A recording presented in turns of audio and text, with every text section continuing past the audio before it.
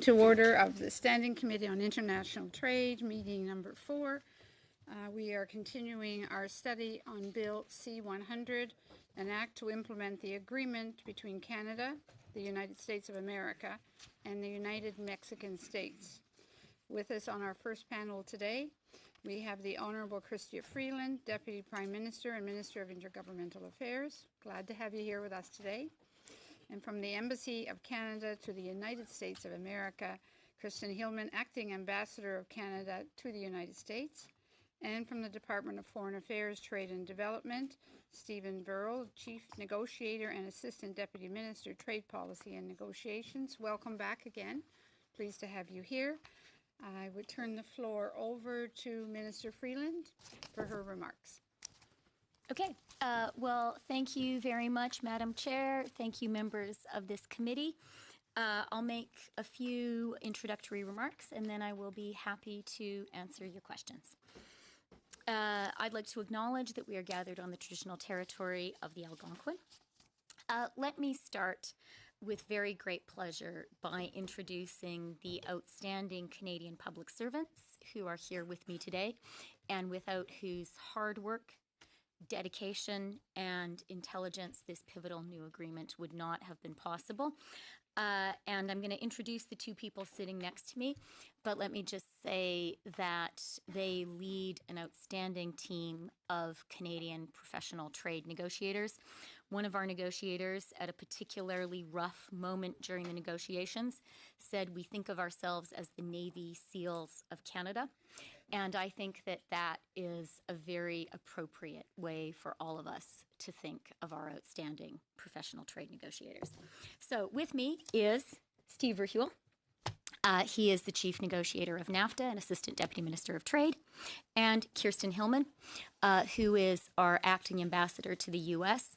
And herself a trade negotiator of some renown. I'm very pleased to speak today in support of Bill C-4, the act to implement the new NAFTA, the Canada-United States-Mexico Agreement. Canada is a trading nation. Indeed, with the world's 10th largest economy, trade is the backbone of our economy.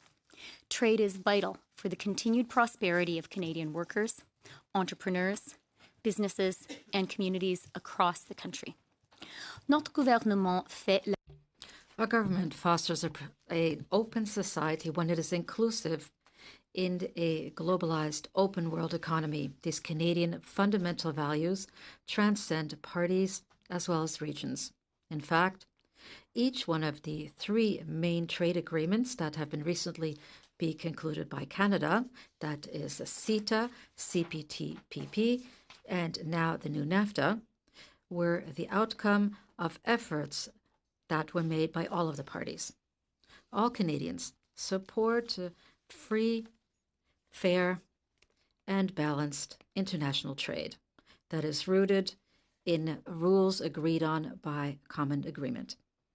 These rules provide for predictability and stability in how goods, services, and investments are carried out between Canada and their main trading partners. We have seen remarkable success in this area. In 1994, NAFTA created the largest free trade region in the world. In 2018, trilateral merchandise trade between the U.S., Canada, and Mexico reached nearly $1.2 trillion, a 4-fold increase since 1993. Today, the NAFTA region comprises almost 490 million consumers and has a combined GDP of more than $23.5 trillion. Our 3 countries together account for more than 1/4 of the world's GDP, with less than 7% of its population. This record of growth is a tribute to all Canadians, to our entrepreneurs and our workers across this country. Trade between the NAFTA partners has helped us build a continental network of supply chains across a range of industrial and agricultural sectors. It has made Canada more competitive globally. It has created good jobs for Canadians. And it has fostered job-creating direct investment between Canada and the United States.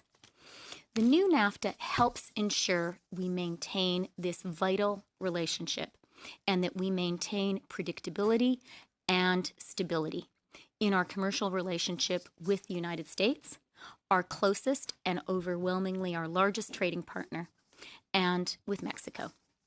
The negotiations to modernize NAFTA were unprecedented in their intensity, scope, and urgency. At the outset, we faced a barrage of protectionist trade actions from the United States and the very real threat of a U.S. unilateral withdrawal from NAFTA altogether. Team Canada stood firm, and Team Canada stood united. Guided by strong support for free trade from Canadians across the country, at all orders of government, across the political spectrum, from business to labor leaders to Indigenous leaders, we sought advice and consensus, and we acted in a united way. I would today like to particularly thank the NAFTA Council for its hard work. Together, we worked tirelessly to modernize NAFTA for the 21st century and to extract further benefits for Canadians from a trading partnership that has been a model for the world. And that is exactly what we accomplished. The new NAFTA preserves Canada's tariff-free access to the United States and Mexico. It restores and strengthens the predictability and stability of Canada's access to our largest market. And, crucially, it does so in the face of rising protectionist sentiment south of our border and around the world. And the new NAFTA improves on and modernizes the original agreement. Allow me to highlight some of the key tangible benefits for Canadians. Tout d'abord, l'accord. First of all, the agreement protects $2 billion American dollars worth of cross-border trade of goods and services between Canada and the United States. This means that 99.9% of Canadian exports towards the United States are eligible to a tariff-free trade. This new NAFTA preserves the supply chains across the borders that are crucial for the automobile sector and encourages the parties involved in making cars in Canada. The agreement also commits all of the partners in complying with the stringent labor laws and strengthens labor obligations in order to regularize or standardize the rules of the jobs for Canadian workers. Mexico has also undertaken commitments that are specific in order to safeguard the protection and effective recognition of the right to collective bargaining. I'd also like to add that our government is working in collaboration with the Canadian government in order to assist Mexico in order to implement its labor reforms. Throughout the negotiations, Canada was confronted with American tariffs that were without precedent. They were unjust and they were arbitrary with respect to steel and Canadian aluminum. We were able to avoid an escalation without, however, backtracking. We have stayed on track with respect to defending Canadian workers, their families, as well as the communities in Canada. We're successful, and American tariffs have been lifted. There was an additional U.S. threat to impose Section 232 tariffs on Canadian autos and auto parts. For Canada, that threat was lifted on November 30th, 2018, the day we signed the new NAFTA and the day when we signed a binding letter on 232 autos and auto parts with the U.S. As a result, Canada's auto industry now has the stability to seek investment for further growth and innovation. The new NAFTA also preserves elements of the original NAFTA that have been essential for Canada and which were under threat. Il conserve le chapitre. It maintains Chapter 29 regarding the dispute settlement mechanism for trade. This is a fair and impartial mechanism which had been included in the original agreement thanks to the hard work accomplished by Canada. This mechanism has been beneficial for our forest sector workers over the years and has protected their jobs against unjust trade measures. This new agreement maintains the cultural exception provided for in NAFTA, which contributes to protecting more than 666,000 jobs in cultural industries across Canada, and to a certain extent, a vast extent, is able to support artists who are able to tell our story in both of the official languages. The new NAFTA maintains tariff-free access to the U.S. market for Canadian ranchers and grain farmers. We should never lose sight of the fact that the starting objective of the United States in the NAFTA negotiations was to abolish Canada's system of supply management. We did not accept that. Instead, we stood up for Canadian farmers and preserved supply management for this generation and for those to come. La Cour comprend un chapitre The agreement also contains a binding chapter on the environment, which compels partners to NAFTA to maintain high levels of environmental protection, as well as ensuring sound environmental stewardship. In addition, it recognizes and supports the unique role that Indigenous peoples play in safeguarding and preserving our environment. This new NAFTA provides for obligations in the area of labor that are ambitious and binding in order to protect workers against discrimination in the workplace, as well as discrimination based on gender. In conclusion, Madam Chair, the new NAFTA is good for continued economic growth and prosperity in Canada. It restores stability and predictability for our exporters and for the hundreds of thousands of Canadian workers who work in our export-oriented industries. It allows us to put the uncertainty of recent years in the past. Most importantly, the new NAFTA is pivotal in securing the future of good quality Canadian jobs across our country, as market access to the United States and Mexico will be guaranteed by the new NAFTA for years to come. I want to be clear. We have come a long way. However, until this agreement is ratified by all three countries and enters into force, there continues to be risk and uncertainty. That risk and uncertainty will inevitably grow with the passage of time. This agreement has already been ratified by the United States and Mexico, our two other NAFTA partners. Debate in Parliament, including at committees, is very important in our democracy. But the risk to Canada is also real.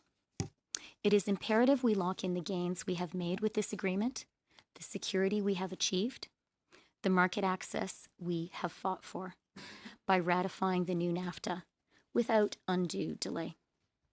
That is what Canadians expect all of us to do, and it's the right thing to do.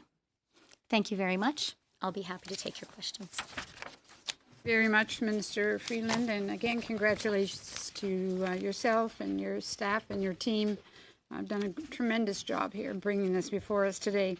Before I go to the speakers list, I would like to recognize we have some visitors from a Mexican delegation. We have Juan Jose Ignacio Gomez Camacho, Ambassador of Mexico. Welcome, sir. And we have the Honorable Jesus Said Curry, Undersecretary for North America, Ministry of Foreign Affairs. You just stand for one moment so we can just recognize you. Thank you all very much for being here. Thank you. All right, on to Mr. Hoback for 5 minutes. 5 minutes. Thank you, Chair. And I want to thank you, Minister, for being here this morning and accommodating the committee. You know, Minister, I get the process and the timing is so important. I understand that the risks that are sitting there, we don't know what the Prime Minister may say today or tomorrow in his seeking UN Security Council seat and how that will impact our relationship with the President. We've seen that during the negotiations and how that created problems during negotiations. So we know that their timeliness is important. But, you know, one of the frustrations I have is when I look at the U.S. system and how they went through the approval process. They had the agreement in April. We actually talked about this committee doing a pre-study in April, and it was declined. You know, so we could have started then. In fact, I made the motion to do that. It didn't happen. We asked the Parliament to be recalled in November and December, where we could have dealt with this. It wasn't done. We've looked for other opportunities to bring it forward sooner. with no response.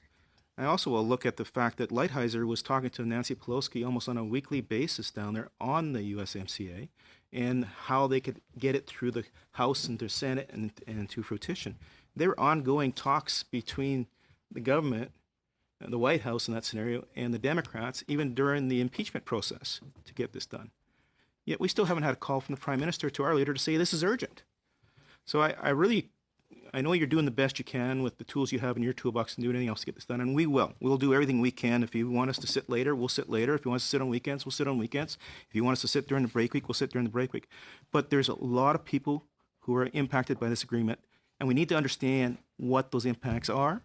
We need to understand if there's anything we can do in implementation to mitigate those impacts. We need to know what that is. So we need time.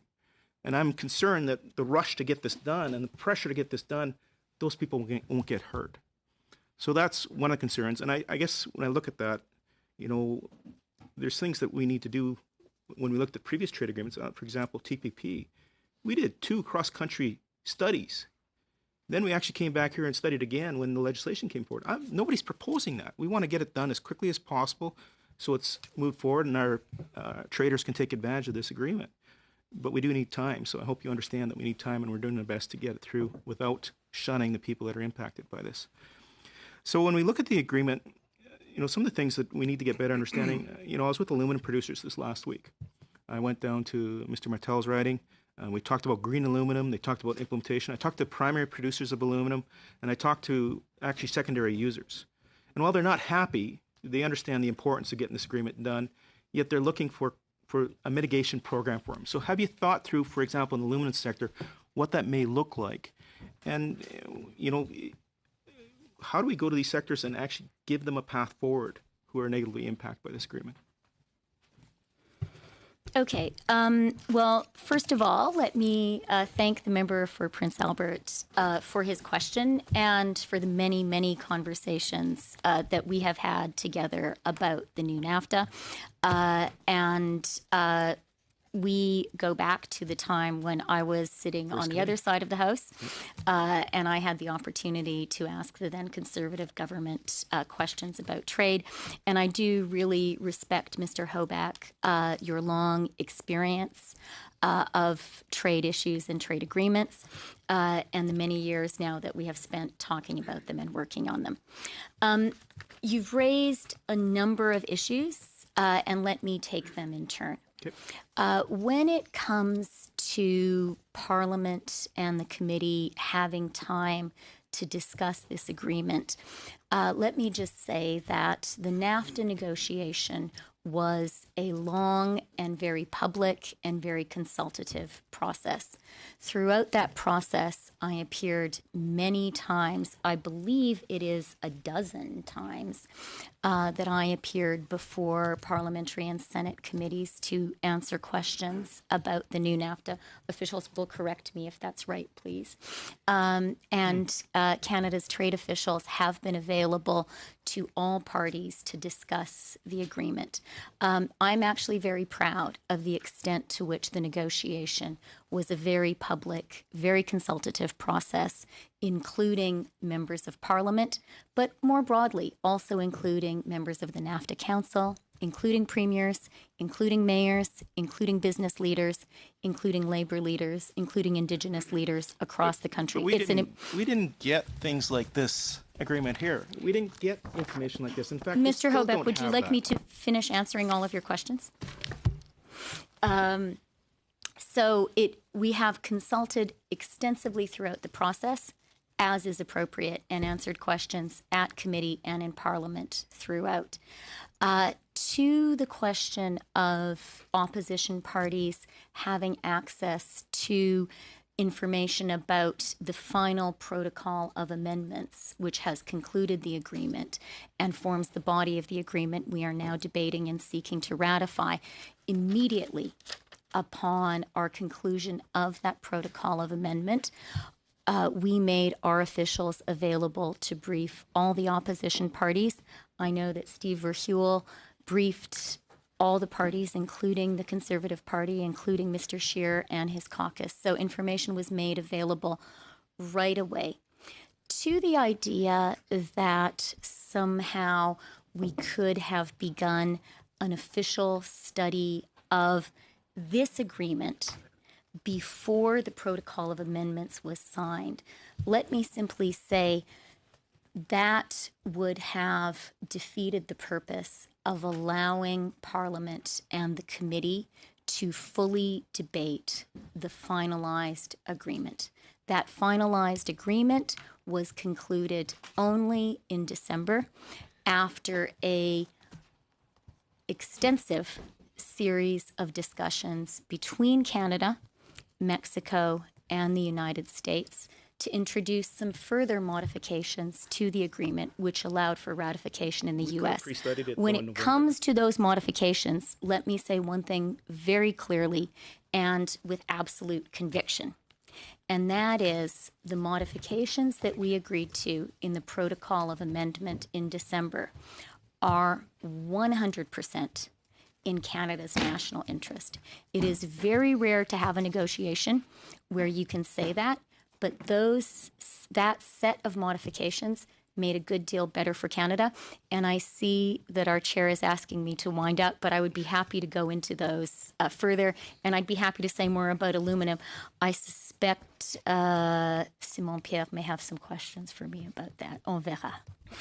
Thank you very much. Mr. Ara, 5 minutes, please. Deputy Prime Minister, thank you so much for the work you and your team have done on behalf of the people of Nepean and indeed on behalf of all Canadians. I would like to thank you and your team. This is a good agreement. A lot of members of Parliament from all sides of the House, they have worked hard for a long time, and they have worked to protect the interests of, say, automotive sector, the steel sector, the aluminum sector. They have worked very hard on those things. However, the economy is changing. Worldwide, we are going to a global knowledge-based economy. Things even in Canada, the economy is changing so much. Just to give an example, there's a non-trade one. International students were contributing very minimal 10 years back. Today, we have 500,000 international students contributing to $21 billion to Canadian economy. And I'm told that's bigger than the automotive sector here. The steel industry and the aluminum industry, I have not seen any new greenfield project, new capacity added during the last 10, 15 years. I may be wrong. 10, 15 years back, aluminum, we were second or third in the world in our aluminum capacity. However, during the last 10, 15 years, I have not seen one new smelter set up in Canada. I don't know whether this agreement is going to solve that problem, but the point is the economy is changing, the trade is changing. 10 or 15 years down the road, whether this agreement will be good enough for the changing trade requirements in the new knowledge-based economy. I would like to know your views on that. Okay, well, thank you very much, Mr. Arya. That is an excellent question. And, I think it points to something which is not fully appreciated by Canadians about the new NAFTA. Something that we have discussed with the negotiators often is, in many ways, the negotiations around the new NAFTA were almost a two-level negotiation. There was the very high-profile set of issues, often about Canada pushing back against unprecedented protectionist demands from the United States. And that was what was most visible to Canadians, what Canadians were quite rightly most concerned about. And then there was a negotiation at what we sometimes have referred to as the set of bread and butter trade issues. These are the kinds of issues that trade negotiations are more routinely concerned about. And there, actually, some of the greatest gains of NAFTA were won. And let me talk about a few of them. One is this agreement very successfully has removed a lot of the red tape which is associated with cross-border trade. And in the consultations we did before and during the negotiation, one of the things we learned, one of the things I would say that we heard most urgently from Canadian businesses engaged in trade in the NAFTA region was that the thing that was the greatest issue for them was all the red tape involved in trade. And we heard from a surprising number of businesses who simply didn't bother to claim their NAFTA preferences because the red tape was so overwhelming. So think about that. The weight of the red tape was actually greater than the value of the tariff-free access that NAFTA offered. One of the real pluses of this agreement is we, working together with the United States and Mexico, have done, I would say, a very good job of cutting back a lot of the red tape, including using some of the technologies that the 21st century allows to simply make it easier for people to trade. So I think that that is one of the things that we did with NAFTA. It doesn't make a great headline, but it will make life easier for a lot of Canadian businesses and will make them much more competitive. In terms of the 21st century economy more broadly, that was another part of this sort of beneath the sea level. You know, if you think about an iceberg, there was the tip of the iceberg, the very visible struggles, and then there was all the rest of the iceberg. That was another part of all of the rest of the iceberg of the negotiation, a stated effort, and where we had real agreement between Canada, the US, and Mexico was to modernize this agreement, to make it relevant to the shape of the 21st economy, to make it relevant for the service sector, to make it relevant for sectors of the economy that are based much more on intellectual property than they are on physical goods. And I think that we achieved a great deal there. The final point that I would like to make when it comes to certainty in the future, and this to me is a very important element of the new NAFTA and something that I hope we in Canada will be able to replicate. And that is that after an arduous process of negotiation, we have achieved an agreement which has support, strong cross-party support in both the U.S. and Mexico. Mr. Hoback referred to the fact that the U.S. managed to ratify this agreement in the heat of the impeachment struggle in the U.S. We have in the new NAFTA an agreement that both Nancy Pelosi and Donald Trump support. I struggle to think of anything else that those two important American leaders both support. And it's important for Canada that they both support it because that gives us a real guarantee for the future. And let me just conclude, Madam Chair is asking me to wrap up, but let me just conclude by also referring to our guest from Mexico, Mr. CIIT. He represents a government which was not in office when the bulk of this agreement was negotiated. And I would like to really thank and acknowledge the work of Ambassador CIIT and also of President López Obrador. They did a difficult thing, which is to take an agreement which had been negotiated by their predecessors and political opponents and to take ownership of it and get it across the finish line, a real show of national unity in Mexico. I think that it would be great if we could accomplish the same thing here in Canada. Thank you. Very much, Minister Freeland. On to Mr. Savard-Tremblay. Oui, bonjour. Alors, Thank you very much. Thank you, Madam Deputy Prime Minister, for being here to answer our questions. Thank you very much also for handing the olive branch to me because you knew I would have questions about aluminum, but I will be asking questions about another sector. We've had many discussions and debates in the House or in other areas regarding this new agreement. So generally, as you've reiterated here, you see it as general progress respecting the previous version of NAFTA. We don't have any opposition to it. That's not why we're here. We're here to examine it. We want to look at it detail by detail and to assess whether or not it is progress compared to the previous NAFTA agreement. And I think we can say, yes, there is progress. But my question is this, regarding the agricultural chapter for dairy producers.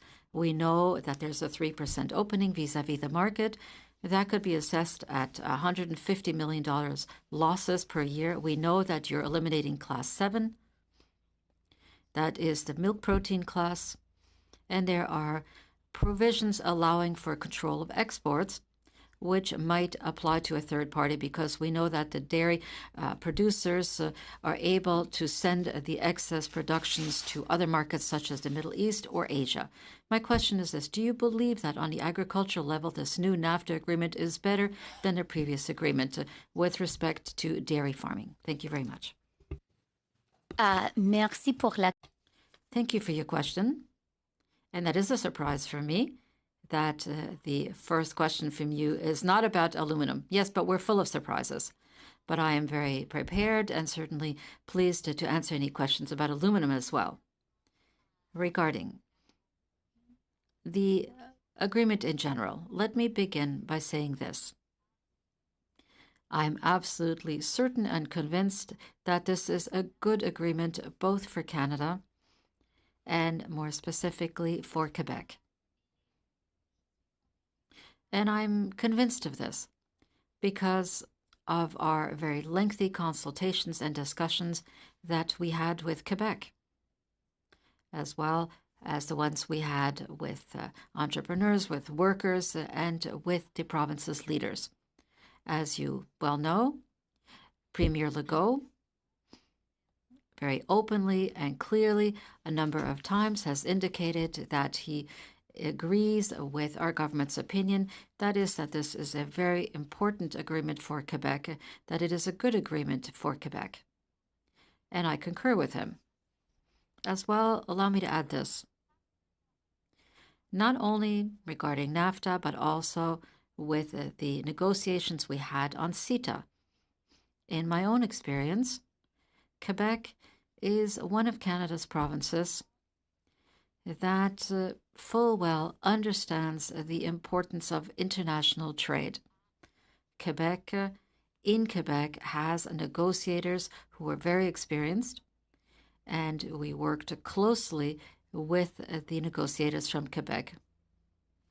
Now, regarding agricultural producers, including the dairy farmers, I believe that it is important to understand the general context. And as I mentioned in my opening speech, the context is such that the United States started with a clear demand. And that clear demand, which I felt was surprising, was the complete dismantling of supply management. And as you know,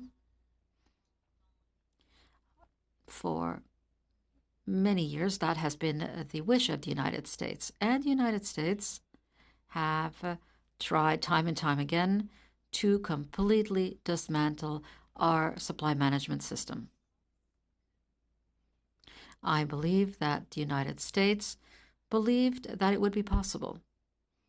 But I'm very proud to say that our government has been very strong in our response, and we said that this would not be possible, and that we will be preserving our Canadian supply management system. But you're correct in saying that throughout the course of the negotiation, we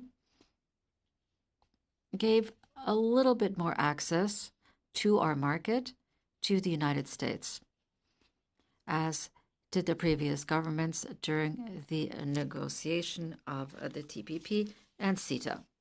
And I also agree with you and with the Dairy Farmers of Canada in saying that because of this, it is vital for our government, and I certainly hope that all of the political parties have supported this, to offer a fair and equitable compensation to our dairy farmers. And throughout the entire negotiation, I had very, very lengthy discussions with the representatives of the sector, and they were completely aware of everything that Canada has accomplished.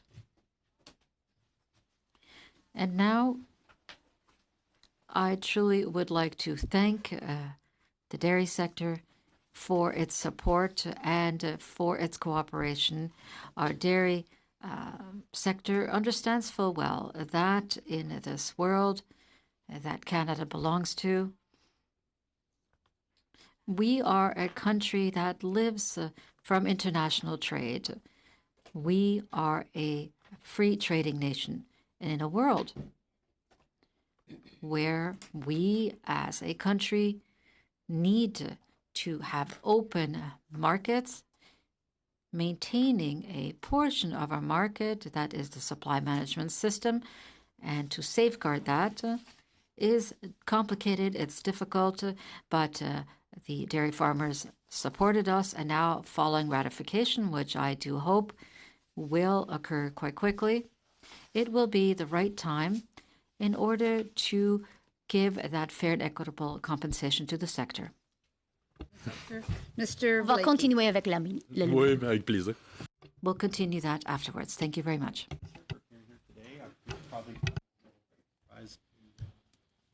On the committee that the NEP has often been a critic of the model of free trade.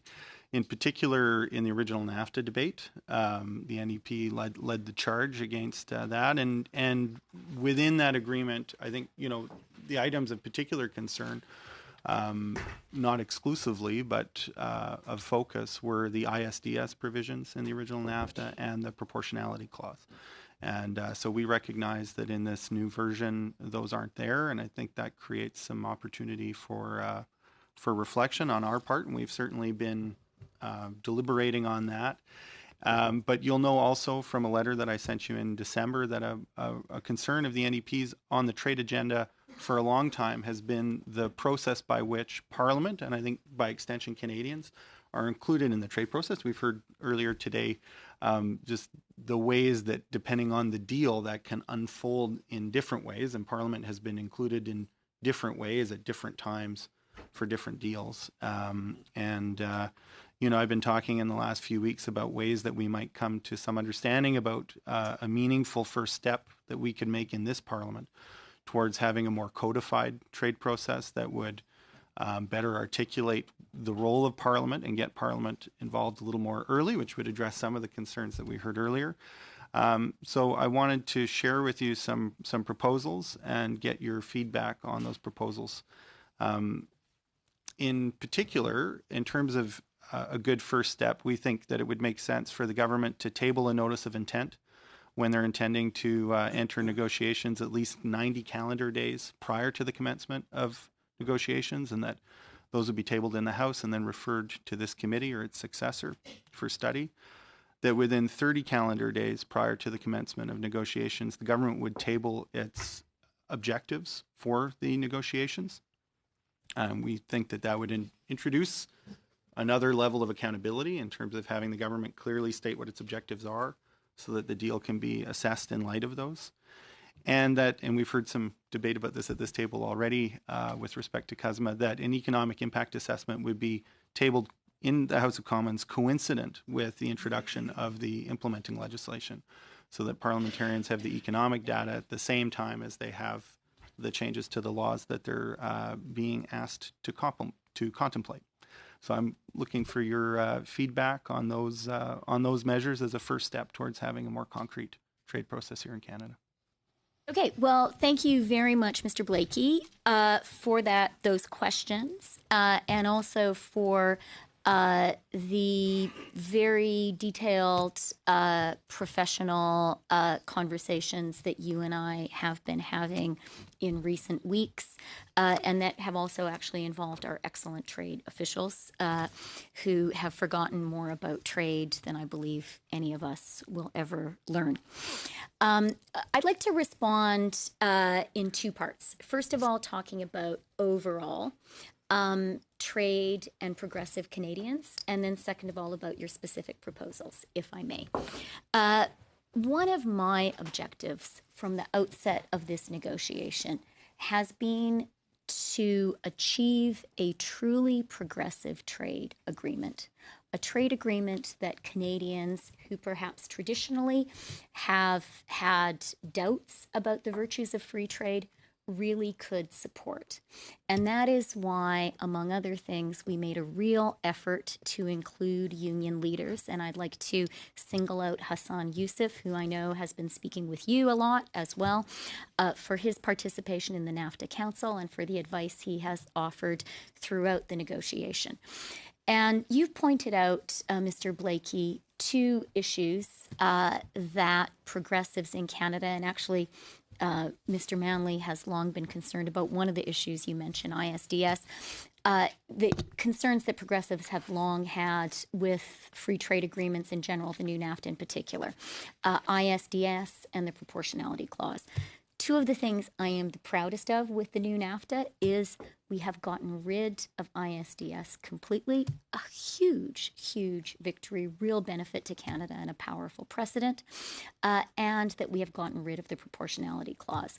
I would also mention, as an element of the progressive trade agenda that we have not only articulated but actually done in the new NAFTA, the unprecedented protections for labor. Mexico, and again, thank you very much, Ambassador CIIT. Mexico, as part of this agreement, has implemented historic labor reforms, giving Mexican workers the right to organize. This agreement, critically, it makes that commitment by Mexico enforceable. That is a huge win for workers in Canada, the United States, and Mexico. The same is true of labor value content provisions. It is also true with our unprecedented environmental protections and protections for Indigenous people and on the basis of gender. Now I want to get to the second part of your question. I also believe, and I really would like this agreement, the entire negotiation process, ultimately the ratification, to give us certainty in our trade with the US and Mexico, but also to solidify the national consensus around Canada as a trading nation. And I agree with you that transparency is a good thing. In the process of the NAFTA negotiation, we have sought to be very transparent and very consultative with Canadians. But I agree with you that it would be a good thing to seek to formalize some of the things we have done.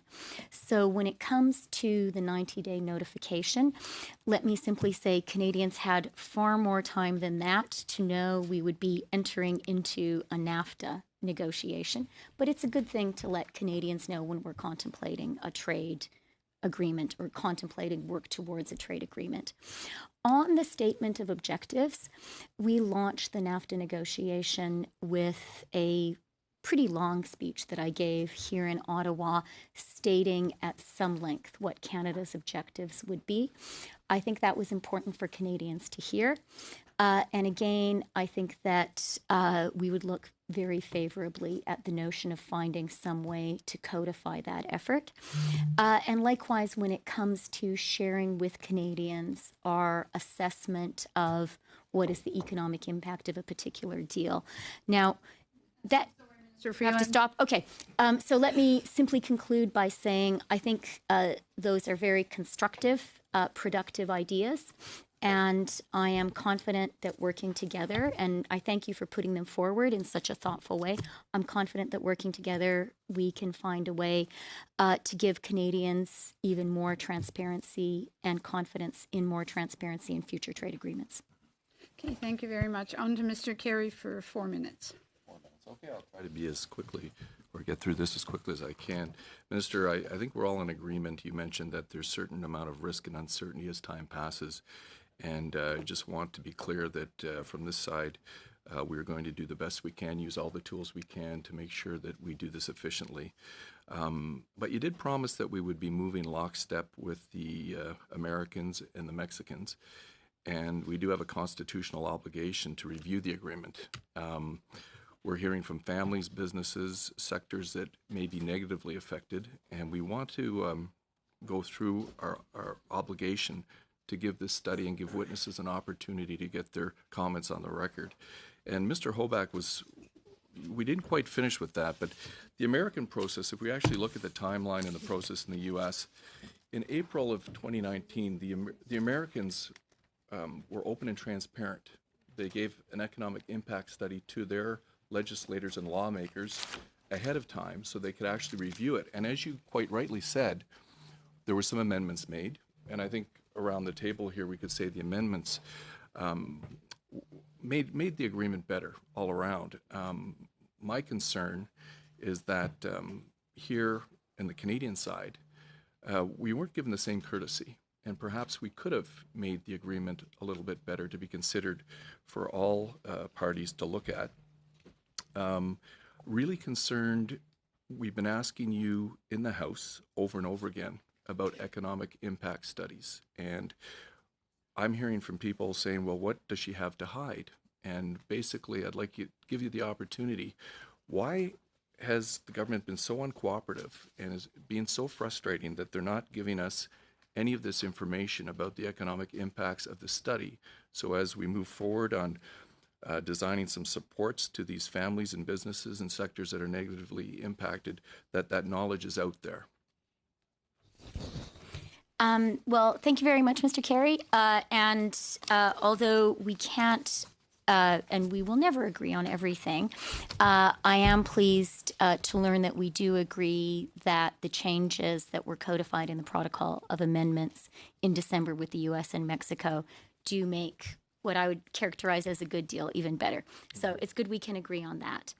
I won't spend too much time comparing the U.S. process with the Canadian process, except to say that certainly from my perspective, our process, and it is different because we are a parliamentary democracy, and I think our parliament is fantastic. I love I love the Canadian system of representative democracy. But the reality is, while the U.S. House, from the time of the finalization of the Protocol of Amendments to the U.S. House actually ratifying this deal, that was a matter of weeks. It was a Well, I agree very, with you, very. Minister, it was there, but may I please finish? I listened to you without interruption. Well, you could, but I only have 40 seconds left. And Okay, then if you want to use the 40 seconds by talking, I'm happy to listen. No, I'm just curious, what are you hiding? Because we want to have those economic impact studies so we can do our due diligence as quickly as possible. And even your chief negotiator said there were fundamental flaws in the American process, and they had literally a couple inches to go through. We have a blank page, Minister. We have absolutely nothing. So if you really would like this to move forward as quickly as possible, we're just getting very frustrated asking you in the House. You're not providing the information for us to do our due diligence. So that was the question. If you could answer that question, please. I think there were actually a number of questions. When it comes to the economic analysis, if the chair would like me to answer that now, I can, or I will just begin my answer to the next question with an answer to that. It was 4-minute rounds, and the 4 minutes is up. I will. We have absolutely nothing to hide. We are very confident that this is a good deal for Canada and Canadians. And I would also point out that that is not purely the judgment of our government. That is the judgment of the overwhelming number of Canadian businesses, of Bay Street analysts, of economists, labor leaders, business leaders across the country. Thank you. Thank you. I'm sorry. Mr. Carey? I would just like to say, if the minister believes that, I'd like to move a motion to ask the minister to provide an economic impact statement. Basically, it reads like this. We don't have to debate it right now. Could you not have done that when you had your time? You don't have the floor now. I tried to move it, but the minister kept talking. It'll be very quick. I don't want to debate it now. I know you're very good at knowing how to make a point of order, Mr. Carey. And I really have to get on to Mr. Dollywall and our other members before the minister has to leave, so I'm sorry. I think it's important that we make sure other members get their 4 minutes, because you could have moved it right at the beginning, Mr. Carey, is the point I'm trying to make. Mr. Holback? Just in regards to, if you let him read it into the record, we can park it until afterwards so that Mrs. Dollywell can get on to questions, but let us get it on the record at least right now. But he should have put it on the record when he had his 4 minutes. That's the issue. Madam No, you Chair, didn't try. All you had to do was get my attention, and I would have certainly interrupted the minister and allowed you to do that. Now that time is up, and we're using valuable time. And I know because we have Minister Freeland only here till 12:30, the other members want that opportunity. So I have Mr. Dollywall next on the speakers list, and then if we have enough time, we have Mr. Cramp. So, Mr. Dhaliwal, 4 Thank minutes. you, Madam Chair. Deputy Prime Minister, I want to commend you for your leadership and Team Canada, the work that they have done that essentially brought home a deal for Canada and Canadians. Liberal government has made a number of contributions to support women and girls and gender equality. My question to you is on this, because when I look at Surrey Newton and Surrey in Journal, there is growing number of businesses that are run by women, particularly small businesses. How this agreement is going to help women and girls, young entrepreneurs, and LGBTQ communities? Let me, first of all, thank you, Mr. Dhaliwal, for the hard work that you have done throughout this negotiating process. I know this agreement is important to you personally and to your constituents, and it's been a pleasure to work with you on it. I'd like to start by being a little bit more precise on the times that throughout the agreement I've appeared before committee. I believe that I've appeared before committee to talk about NAFTA 4 times already. August 14th, 2017, February 8th, 2018, June 19th, 2018, and May 28th, 2019. That's House committees, and we'll give you more information in due course about Senate committees. But I did refer to previous committee appearances, and I wanted to be precise about that. When it comes to women and girls, that is actually one of the lesser known successes of this trade agreement. In this agreement, we were able to achieve new, much greater than we have in the current NAFTA protections for Canadian women and girls, and protections for Canadians when it comes particularly to labor issues, that Canadians and their gender identification should not be a cause for discrimination.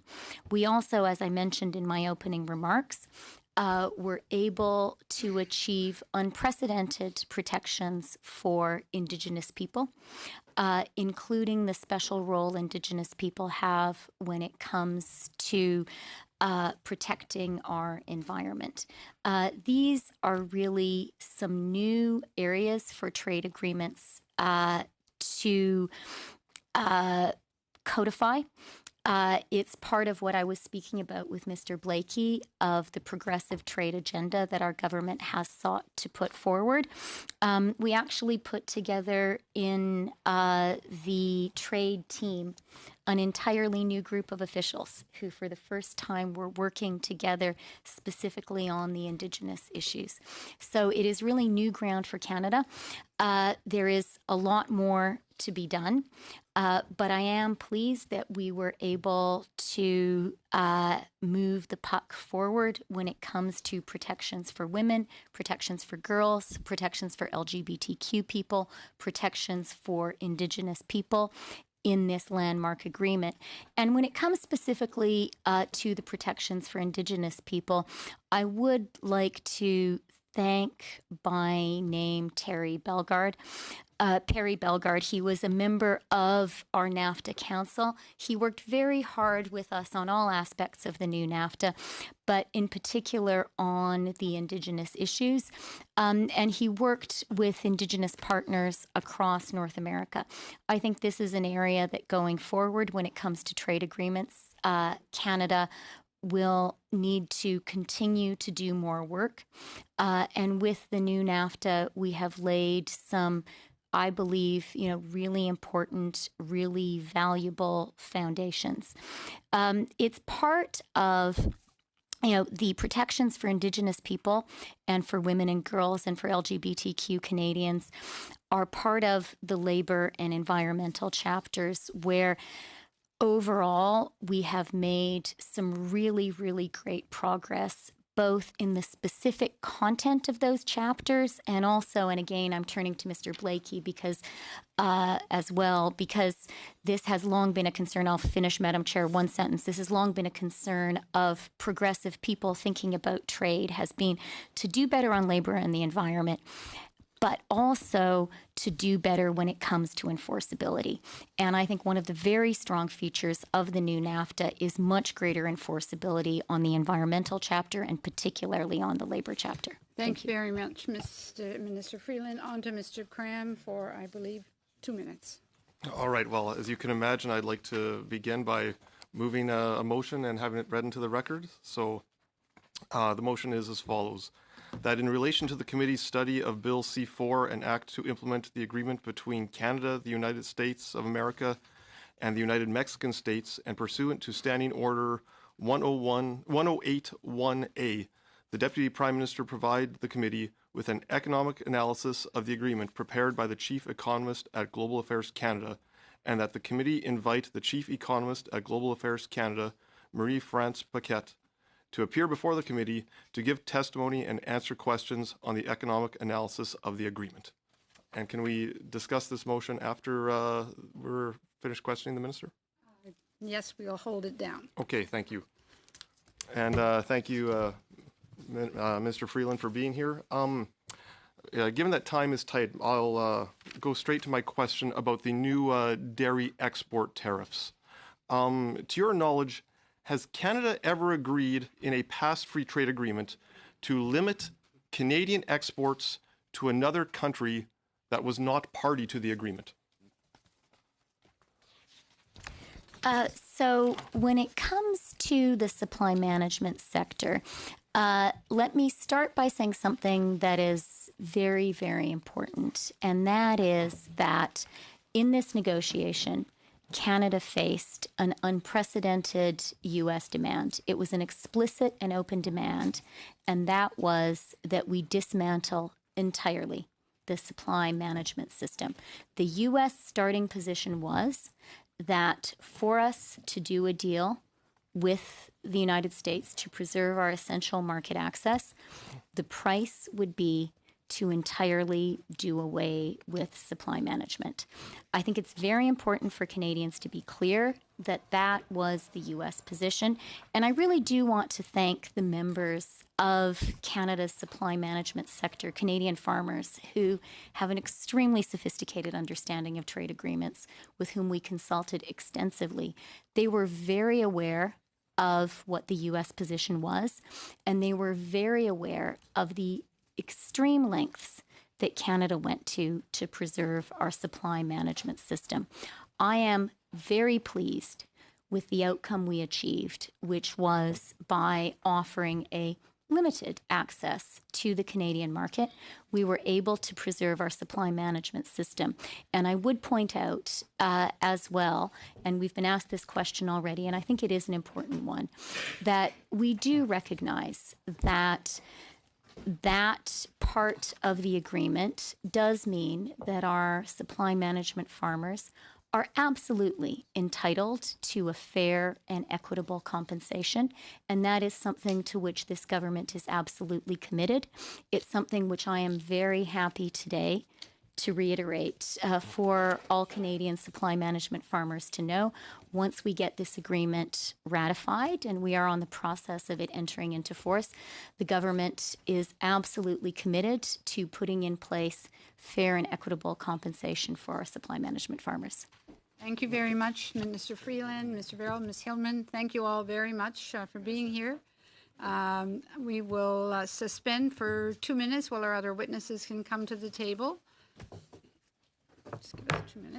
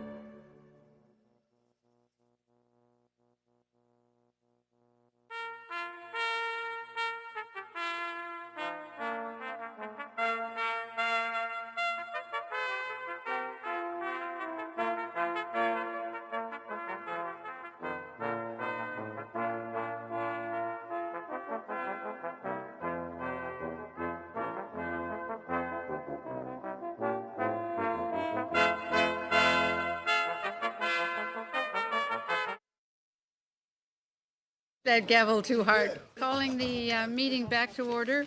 Madam Chair. Sorry, folks, we have a lot on our agenda, so we have to kind of just keep on a roll. Yes, Ms. Bannon. Yes, Madam Chair, thank you for calling us back to order, and I see that your sign has fallen in haste, but I would like to move a motion regarding the study schedule for Bill C4. The motion pertains to the study that we're currently undertaking and is based on the motion that was introduced by our colleague, Mr. Carey, at the last meeting. I'm introducing a fresh motion for procedural ease. I have copies, which I will give to the clerk. Do you have them in both official languages? I do, Madam Chair.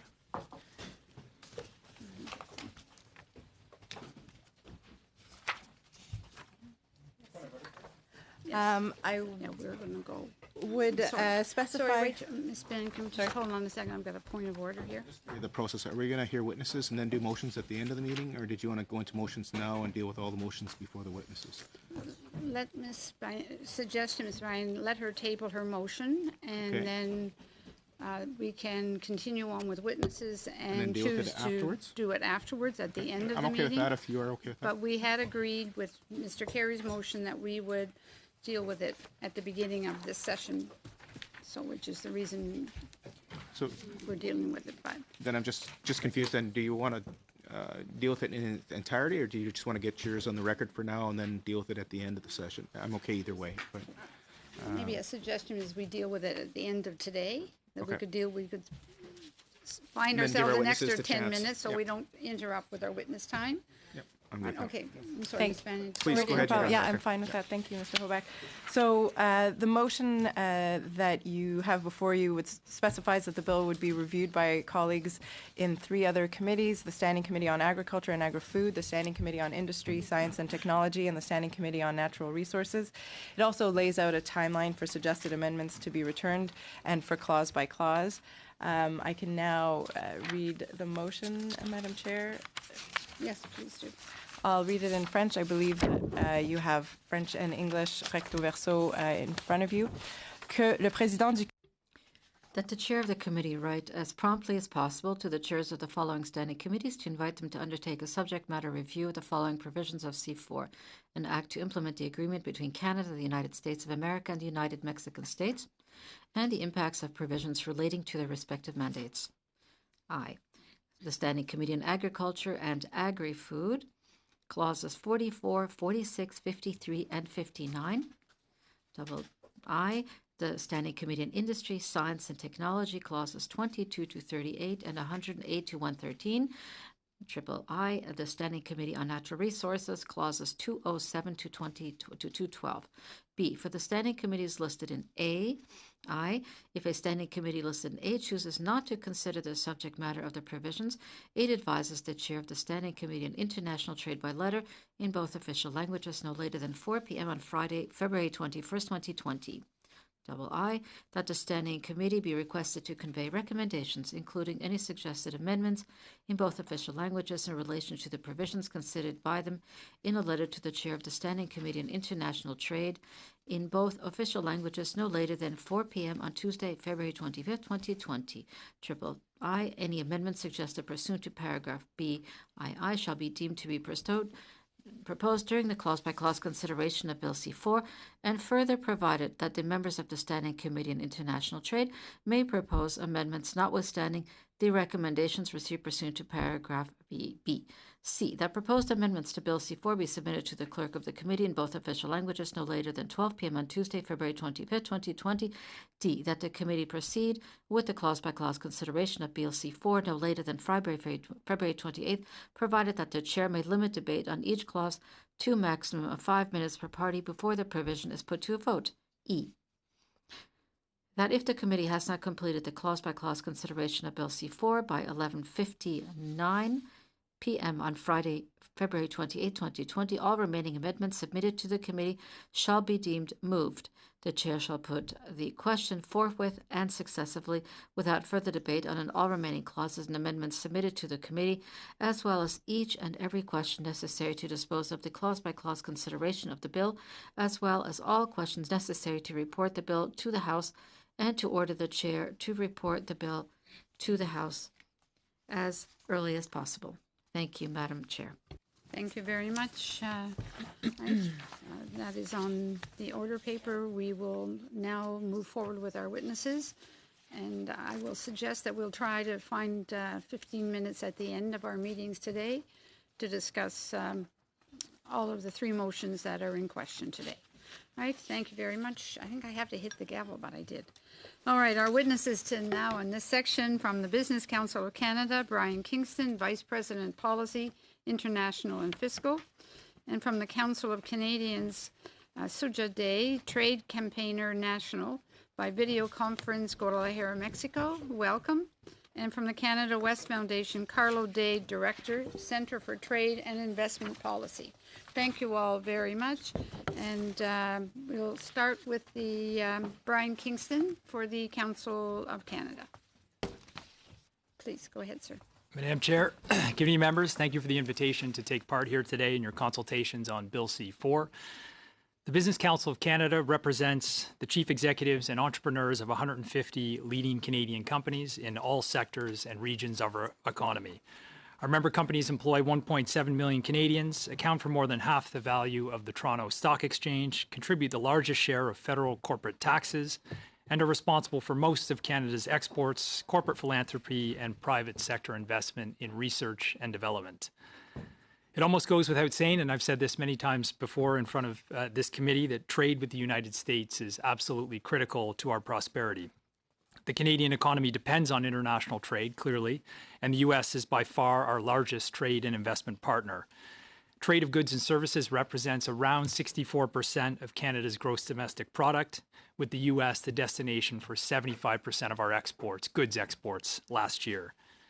The Business Council strongly supports CUSMA, USMCA, and calls for the swift passage of Bill C-4 for four critical reasons. The first is the agreement protects market access. When negotiations were first launched, we had one overarching recommendation for government and for our negotiation team, and that was to do no harm.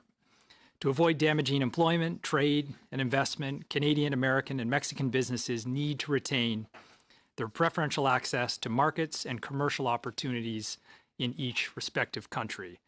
By this measure, CUSMA is an overwhelming success. The resulting agreement is based upon reciprocal access and treatment, and no Canadian company will face new tariffs or other market access barriers in North America as a result of this deal. Given recent reports that the White House is considering raising its WTO-bound tariff rates, the importance of quickly ratifying this agreement is even greater.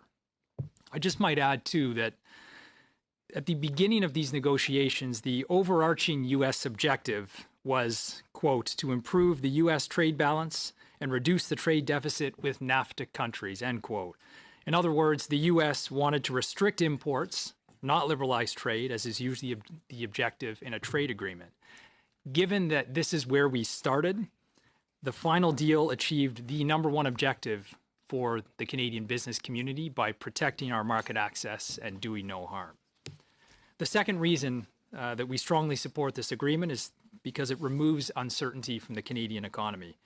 The ratification of CUSMA eliminates significant trade uncertainty, which, according to the Bank of Canada, protectionist trade measures around the world right now are estimated to reduce global gross domestic product by about 1.3% by 2021. Given that the U.S. remains the key market for Canadian firms that are planning to grow and invest abroad, reducing uncertainty in this critically important relationship will be a boost for the Canadian economy at this time. The third reason is that the agreement modernizes NAFTA, and this tends to get overlooked at times. CUSMA will improve the trade relationship by modernizing long outdated elements of NAFTA. The agreement is largely based on the text of the Trans-Pacific Partnership, which is our most modern trade agreement. For example, there are chapters on digital trade that prohibits customs duties and other discriminatory measures from being applied to digital products while ensuring that data can be transferred across borders. This is a significant improvement on NAFTA and something to be applauded. The fourth reason is that it enhances North American competitiveness. CUSMA includes new chapters and provisions that will help us develop a more productive and mutually beneficial relationship, including a chapter on specifically competitiveness and one on good regulatory practices. We call on government to take advantage of these new mechanisms by developing a robust committee work plan. Before I'll conclude, just a word on timing. The U.S. and Mexico have moved to ratify this agreement in their respective legislatures. While we have every right to review and assess the deal, I caution against unnecessary delays, given all the challenges facing the Canadian economy right now, including rail blockades, coronavirus, our deteriorating relationship with China. The last thing we need to add into that very concerning mix is a delay on this deal with our most important trade partner. So I'll conclude with that and look forward to your questions. Thank you very much, Mr. Kingston. On to Ms. Day from Guadalajara, Mexico. Wonderful. We have you on video conference. Of course, you look great sitting there. We were concerned we might lose our connection, so it's important that we make sure that you get your full time with us today. Thank you. Bonjour, mon nom est Sujata Day et je suis la responsable de la campagne sur la. Yes, my name is Sujata Day, and I'm the director for the trade campaign for the Council of Canada. Thank you for giving me the opportunity to speak to you about CUSMA from outside of the country. So, as you've said, I'm in Guadalajara, where this agreement is known under the name TMEC. But I promise you that I am here in Guadalajara simply by coincidence. With more than 100,000 members, the Council of Canadians was created within the many debates on the first free trade agreement signed between the United States and Canada. It was the main theme of debate for the elections of 1988. As a number of people have already said, much have changed since 1988. At the time, our organization, such as the NDP party as well, and the Liberal Party, were concerned with Canadian sovereignty. It was a matter at the time of nationalism. Later, many of our concerns are the same as they were in '88. Downward pressure on our social protections and regulations, privatization and deregulation of the public sphere, and the way these deals contribute to lowering conditions for workers and the environment. But now it's not just about Canadian values. It's about how free trade, as codified in these agreements, protects the interests of multinational corporations rather than those of people and the planet. As Maud Barlow, our chairperson, wrote, the most important thing both the FTA and NAFTA did was to create North American integration. And the country of origin of these companies meant less and less. So it was less about where the company originated and way they used these trade agreements. Often when these trade agreements are conceived, they're framed very strictly, winners and losers, industries and markets. And yet these agreements reshape our democratic rules and our societies, not just our global markets. With President Trump's renegotiation of NAFTA, we inherited this same model. Again, the bulk of the conversation was on supply chains and trade volumes. While there were attempts to involve civil society, this was not the central part of the agreement. Neither were MPs or Democratic representatives implicated in the hatching of this agreement. Indigenous partners were not on the same levels as states. As such, we have an agreement which may contain some improvements, but is sorely lacking in many areas. And that is sad, because this is happening at a time when we have global problems, such as growing wealth inequality, that is leading people to choose the path of dangerous populism. And there's a very real climate crisis. And these issues should be addressed also in trade agreements, not undermined by them. When I spoke to this committee in 2019, just before the federal election, I noted that we were very happy to see a few important changes. Over 35,000 of our members wrote to the MPs asking for some of them. ISDS, the Investor State Dispute Settlement Mechanism, has been taken out of the agreement, at least for Canada and the US. This investment chapter gives corporations the right to sue governments over their policies. NAFTA made Canada the top ISDS target. It became the developed country with the most cases against it. As most of these cases were focused on environmental regulations, this hampered Canada from taking bold climate action. All over the world, ISDS is becoming more unpopular. From now on, Canada must not accept this clause in any of its other agreements. So whether it's CITA, where it's very contested, or the CPTPP, or in any similar mechanism being proposed to the WTO, it's simply too dangerous. As well, the mandatory energy proportionality provisions that mandated us to export a quota of energy to the U.S. have been removed from the new NAFTA, and that will give us more policy room to meet our G8 and Paris commitments. L'exemption culturelle a été bonifiée et maintenant s'applique à... The cultural exemption has been enhanced and now applies to the digital industry. The Council of Canadians, as well as the Quebec Network of Continental Industries, have presented an open letter to defend this principle. This letter was supported by Margaret Atwood, Susan Swan, Jane Urquhart, Ronald Wright, and Jacques Stoddard. In Quebec, it has also been supported by France Castel, Dominique Champagne, Philippe Farlardeau, Pierre Kersey, Micheline Langteau, Yann Perrault, Lorraine Pintal, and Michel Tremblay, among others. Indigenous artists as well, including Marco Collin and Tantu Cardinal, are among those who have supported this principle. Back in the spring of 2019, there was a panic to ratify the agreement as soon as possible. And in June, the Council of Canadian members wrote to their MPs urging them to wait for the Democrats in the U.S. Congress before they finished improving the agreement. Then our members were also concerned about the biologic provisions that would make drugs more expensive. This would add to the cost of an eventual pharmacare program. Luckily, those provisions were removed in the democratic process, and labor provisions were also strengthened. So we feel that it was definitely worth the wait. But there are still serious problems with the agreement. Le chapitre sur la coopération réglementaire. The chapter on regulatory cooperation might seem unimportant, but it isn't. In fact, it enables private interests to take part in a parallel process to Parliament and to democracy. It imposes new requirements to regulators in defending new policies. And this process is not if the process is not consistent, states may challenge the regulatory measures by calling on the dispute settlement mechanism from state to state. Cooperation chapter, which is much stringent than the one in the new CUSMA.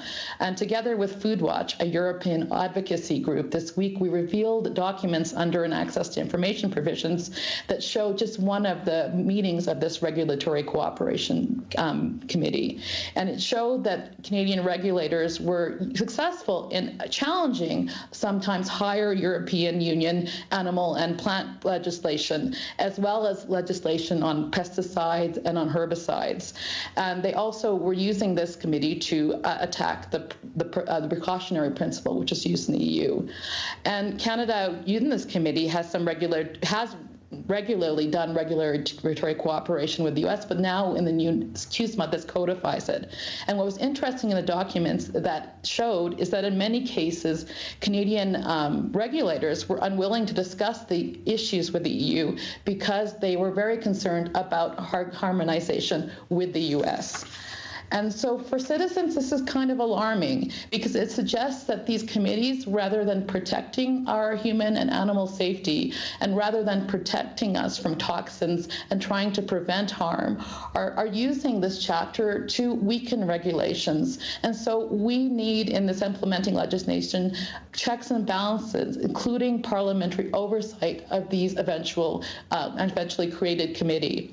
On farming, much has been said about a tax on supply management and for quotas for American dairy products entering the Canadian market. And at the Council of Canadians, we're also worried about the standards of additional U.S. milk coming over the border. In the 90s, we successfully campaigned to end the licensing of bovine growth hormone here in Canada. So we have to now, this hormone makes cows produce 25% more milk, but at the expense of cow health. PGH is used in the U.S. and it's not labeled. We must ensure that the labeling of BGH it happens, or that there's restrictions on milk produced with BGH and sold in Canada. This will be particularly challenging because Canada and the U.S. have already successfully used the WTO forum to challenge European bans on hormones. As well, we've mentioned often the environmental chapter. Yes, it's binding, but it doesn't even mention climate change. It doesn't even do very much on pollution, and it does nothing to prevent corporations from shifting to places where regulations are laxer. The UNDRIP is not part of the agreement, nor is water protected. But this is but to get a better agreement is what we're here for now. To get a better agreement, trade must be done differently from the start. Citizens and parliamentarians must be led in. Having worked on the last 5 years with trade agreements with NGOs in Europe and the US, I've noted that their processes are more debate-oriented and there's much more consultation. But this is not incurred by accident, but by design. In Canada, the amount of participation is at the discretion of the federal cabinet. There's no requirement for anyone to be consulted until the implementing legislation, the point where we are now. The results is that these agreements are more tilted away from democratic oversight and into back rooms. In both the US and the Europe, the negotiating objectives are published and debated by lawmakers. In the US, the negotiating objectives, they're in the Trade Promotion Authority fast track law itself. And at several stages of the process, NGOs and stakeholders are mandated to participate through the committee process or even their own negotiating round. Lawmakers are also involved in the negotiation process, and the negotiating checks are shared. And in both the EU and the US, economic impact studies are conducted before the process is completed. In Canada, there's no mandatory economic analysis, and it's rarely done. As a result, in two of our agreements with both South Korea... Ms. Day. I'm sorry to cut off, but you're running over your time limit. Thank you very much. Okay, on to... just 1 second. Yes, thank you. Okay, thank you very much, Mr. Dade. Good afternoon. Merci beaucoup pour l'invitation. Thank you very much for that invitation. Before I begin, I would like to thank the members of the committee, Madam Chair, for inviting us to appear before you to share a few points with you from the U.S. Not only would I like to speak to the importance of NAFTA, but everybody is aware of how important it is. About some of the things that need to be considered in our framework for understanding the agreement and in going ahead as the committee debates and indeed as the country looks on and debates the participation in the new agreement. The Canada West Foundation, I'm sure the committee is well aware, we were created 50 years ago to lend a voice to the Western provinces, to facilitate the participation of the West, to facilitate the contributions of the West to making a strong Canada. A strong West is a strong Canada, and today, 50 years later, some of those debates we realize really have never gone away, and the Canada West Foundation remains engaged in them. We also are one of the organizations most implicated on the trade file, given the importance of trade for the West. You have seen our work on issues such as Bill C-69 before it was a national issue. Canada West was there. You will have seen our work informing the changes to the legislation. On trade, we modeled the impact of the Trans-Pacific Partnership Trade Agreement on the Canadian economy before the federal government. We continue this advanced work. We're modeling the impact of the TPP on our trade infrastructure, even though the government did this for CETA, and they've chosen not to do it for TPP. The Canada West Foundation has stepped up because of the importance of the agreement for the country, not just for the West to do this. On NAFTA, 3 points very quickly to consider, and these lead to my recommendations for action that I won't go into detail because you have those in writing before you. First, the rush toward normalcy in thinking about our relations with the Americans because we simply have an agreement. We have seen time and time again, from the election of Donald Trump through his handling of diplomacy to his conduct of trade, a complete destruction and remaking of how the U.S. does foreign policy, diplomacy, and trade policy. Let me give you one example. With this agreement itself, it's usually the process with a trade agreement to improve conditions of trade. Parties agree that there are things that can be done to improve the conditions of trade, and they agree to meet, either starting from scratch or building on a new agreement. We did this in North America.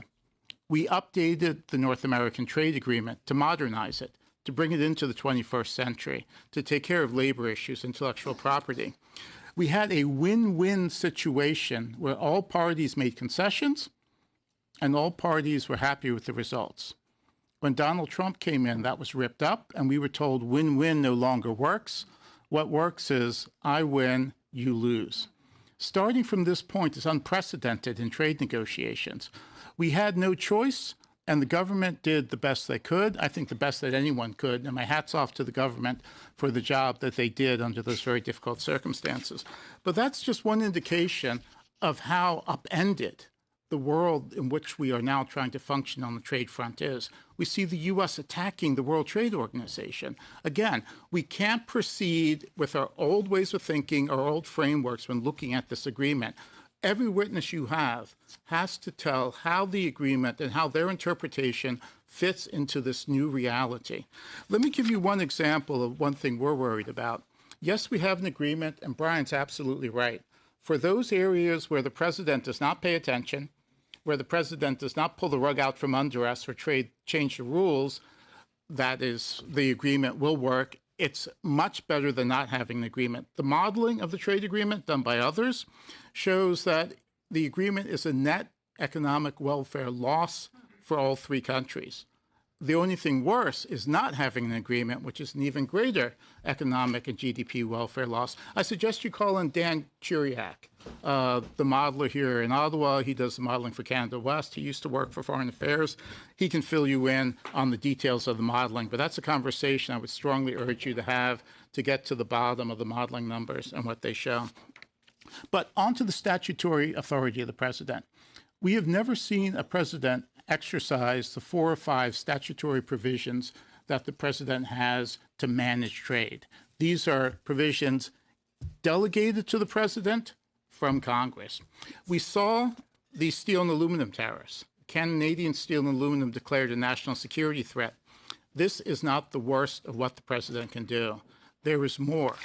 At the end of May, we woke up at the very end of May to see the following from the White House. And this is the White House statement.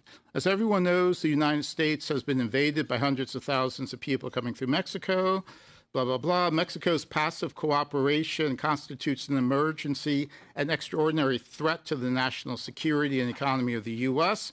To address the emergency, I am invoking the authorities in the International Emergency Economic Powers Act.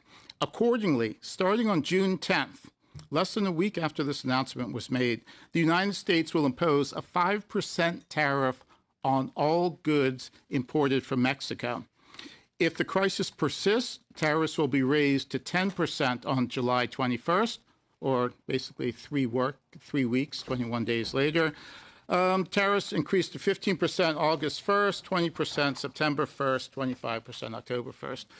This is the threat that hangs over us should the president decide to ignore the rules and use the statutory power that he has.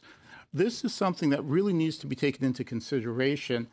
We need to realize that the signing of the agreement is not the end of our fight on trade with the Americans and trade in North America. It's not even the end of the first period. This is going to be a long-term game.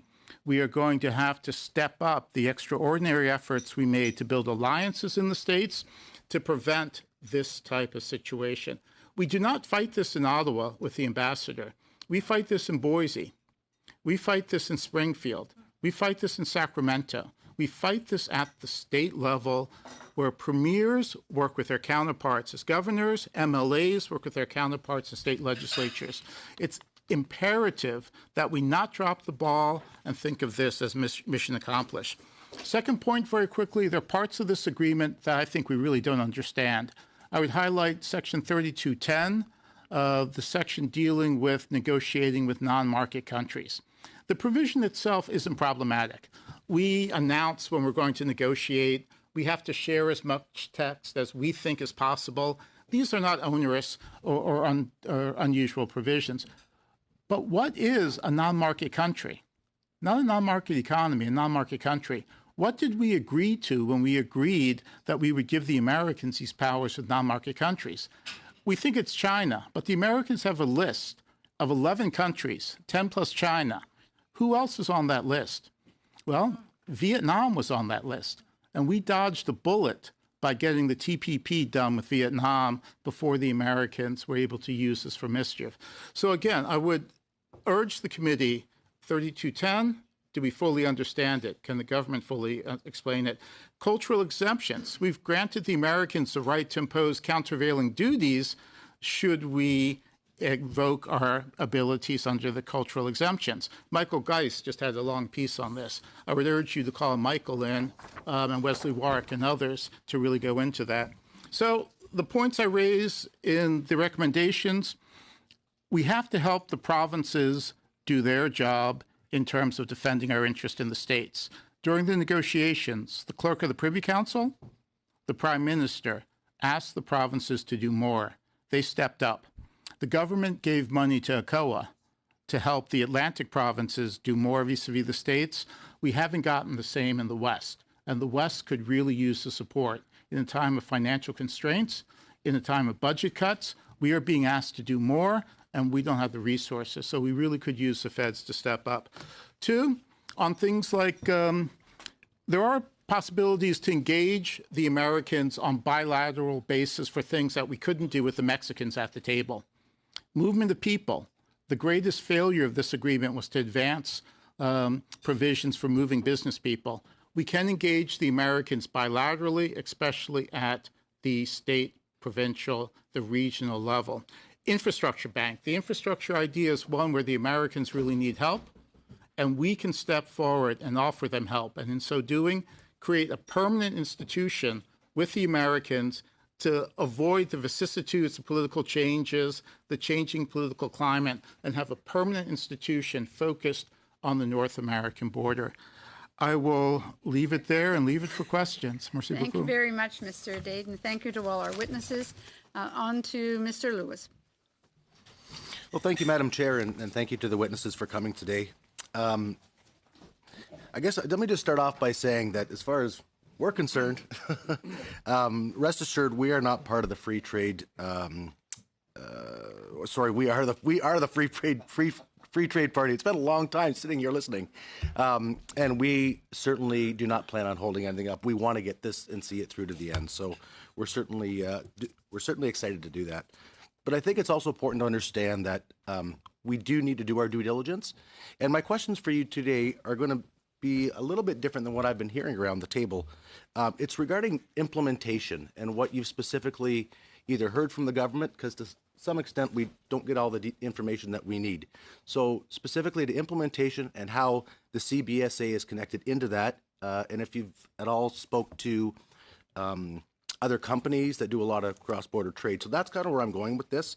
I'll start it off just letting you know, so my riding of Essex literally borders up to, or is a neighbor to the border of the busiest international trade crossing in North America. So I'm very much up to speed on that front. And I also spent 25 years with a company that did international trade.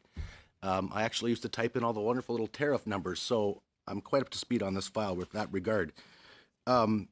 A little bit of background for those that don't know. The CBSA is the agency that oversees the secure entry and export of goods to and from Canada.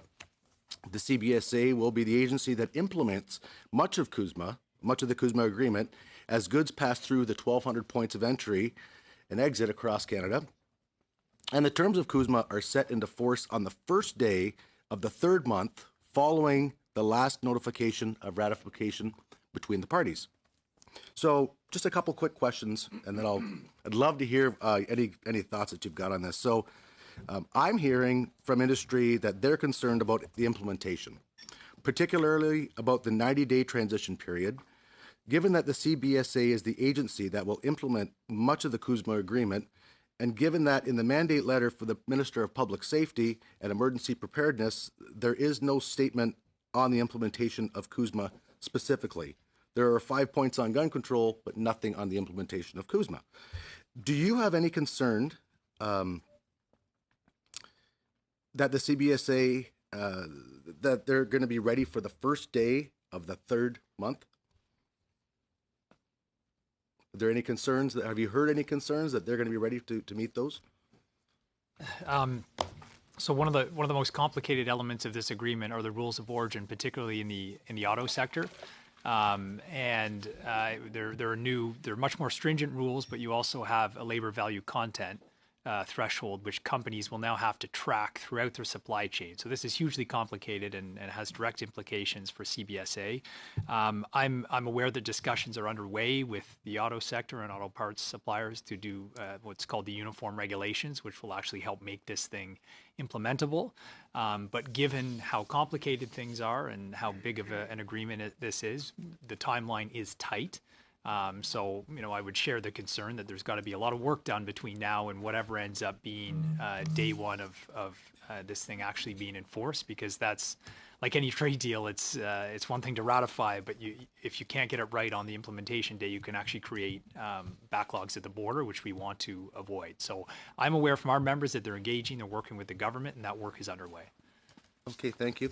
And have you heard anything from the government with regard to any budget numbers for educating our businesses with regard to the new NAFTA numbers and those types of things? I'm not aware of any Nothing figures there. Okay, Yeah. I didn't know if that was questions that other people were asking. So would it be fair to say that you believe that Canadian businesses don't have a whole lot to be concerned about regarding the border crossing and or the work of the CBSA starting day one of this agreement being ratified? I would say for most businesses, I'm not concerned. I think the auto sector is the group where that work needs to be done, and I'm not the best person to speak to it, but there's a lot to get done to make sure it's enforced correctly. Oh, I'm sorry. I thought he said something. I'm sorry. Okay, and so I guess just a statement I'll make then. So I do understand that there's going to be a lot of new tariffs coming in and out of this. There's going to be a lot of things to learn. I'm not so sure that the CBSA officers themselves are ready to implement this. So I'm kind of looking at it twofold. Number one, are the CBSA ready? Are they going to have all the tools that they have at their disposal to make sure, because we can have the best trade agreement in the world, but if it takes months and months and months to implement, our economy is going to come to very much a grinding halt. And it's vital that we get this right way out front, so that we're not stopping free trade going back and forth. So my two big concerns is, number one, from the CBSA side, do they have the tools, do they have the training to make sure that they're ready to go on their front? And then ensuring that our Canadian businesses and manufacturers, the ones that literally feed the mouths of our families, aren't interrupted along the way. And so just one more time, I will ask, have those tough questions been asked of our businesses and or the government from your perspectives? So from out west, obviously we don't have the issue of autos. On the agricultural front, where I do have a great more familiarity with the line items, we haven't seen that many changes. Remember that under the original NAFTA, most line items were knocked down to zero on the tariff front. Canada and Mexico had already had very low tariffs to begin with.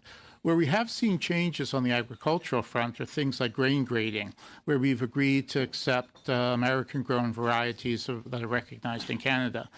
There are only 3 or 4 varieties that the Americans grow that are recognized up here, so that's not going to impose a big hit on agriculture. I don't see, I'm going through my mind, running through the HS codes on agriculture, and I can't recall any major cuts. There have been a couple cuts in agriculture, but you look at the list of what goes back and forth, and it's not a lot. So I think on agriculture, we should be okay. Do I have time now?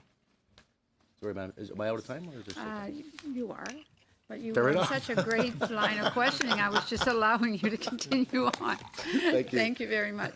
Ms. Benayan, the floor is yours. Thank you very much, Madam Chair, and allow me to thank Mr. Kingston, Ms. Day, as well as Mr. Dede for their testimony and for their written recommendations. And Madam Chair, I'm in your hands, but it is 1:17, and I believe there are several motions and business matters on the table. Take your 5 minutes and do your questions, and if you want to extend it later, we're happy with that. Yeah, depending on the room's available, that's whatever. I don't know if the room is available. I would propose that we do discuss the motions on the floor. So rather than wait until later this evening, you are suggesting that you would like to deal with your motion? Yes. And Mr. Carey's motion? I'm happy and to. Mr. Lewis's motion? So do you want to do that right now? I do.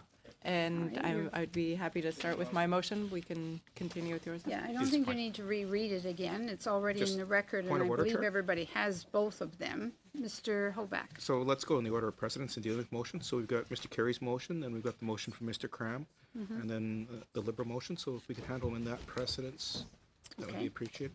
Okay. All right, just give us a second that everybody has it in front of them, so everybody knows. Madam Chair, as I had the floor, and I propose that we start with my motion first. Again, I'm in your hands, but that was my suggestion.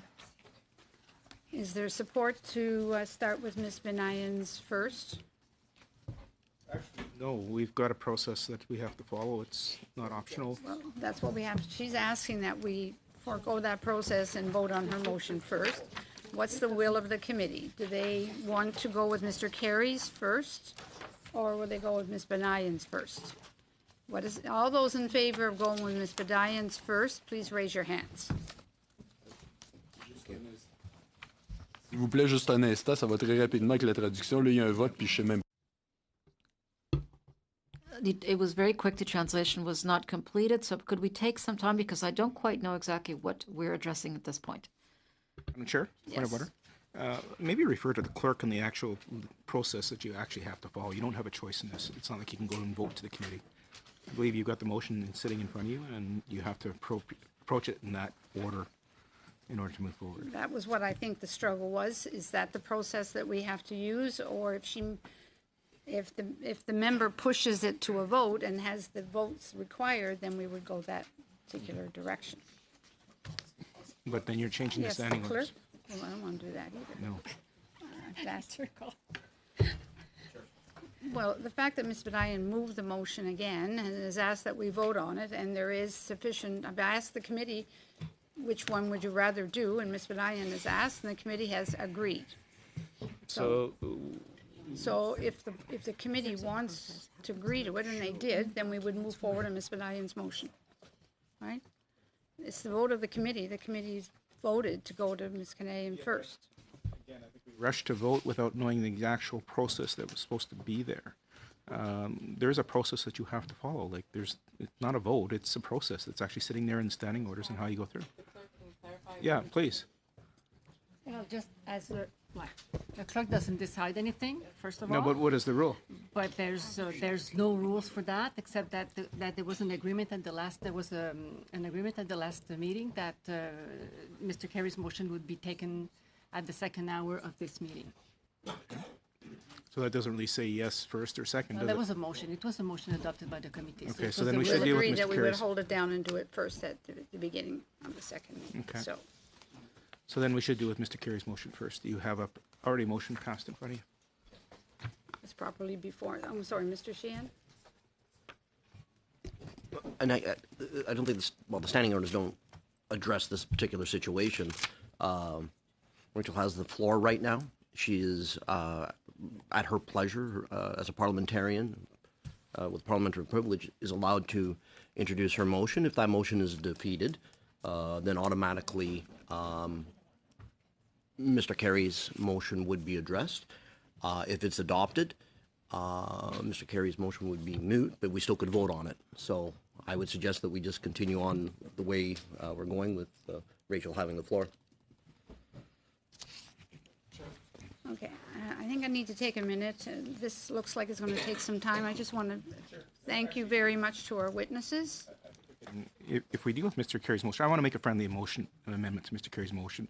I think it's a really good compromise, and if we did that, that might mean that you don't even require your motion. So if we want to deal with Mr. Carey's motion, if you don't like it, you can vote it down, and we can deal with your motion. But I'd like to do the friendly amendment, and then once you see that, maybe you'd be okay. Maybe not, maybe you would. I don't know. Well, But at least then you can deal with it. Madam Chair, could I make a suggestion that we suspend that way that you could thank our witnesses and that perhaps my That's a good colleagues point. and I can just step outside and speak for a moment? Okay, Mr. Blakey? Before we dismiss our witnesses, and I do apologize, I know I had to step out because I had to speak in the House, but have we completed the first round of questions for our witnesses? No, we haven't. Because I think it would be unfortunate, I don't know if my block colleague has had an opportunity to ask these witnesses questions either, but I think it would be unfortunate if we were in a position where we weren't able to ask any questions of the witnesses at all. So I just wanted to put that out there, and I recognize that the witnesses only have so many time. I'm grateful for their patience. I don't know if we're going to be able to dispense with these motions quickly, but if we can, it'd be very nice to be able to ask them some questions. So, Ms. Benign, can I suggest to the committee that we allow Mr. Simon Tremblay his 5 minutes of questioning and Mr. Blakey, and then we will go back to trying to solve this challenge that we have. Would that be all right? Yep. Okay. And if we have to stay longer, I'm willing to stay longer to get this solved. Okay. Okay. Mr. Simon Tremblay, it's your 6 minutes. So I've just ceded my time? You were very generous there in trying to resolve this. What? Yes, okay. Are we good? I'm okay with you taking your time. It's just a matter of process and learning how we work together. If you want to take your 5 minutes and then proceed on to the other ones, I'm 100% happy with that. That's fine. Madam Chair, we only have 6 minutes left, and I feel that my colleagues opposite Mr. Blakey and perhaps Mr. Simon Tremblay have questions, so I'm happy to cede my time to my colleagues. Yeah, we are scheduled to meet till 1:45. Right? Okay. Mr. Simon Tremblay, please. Oui.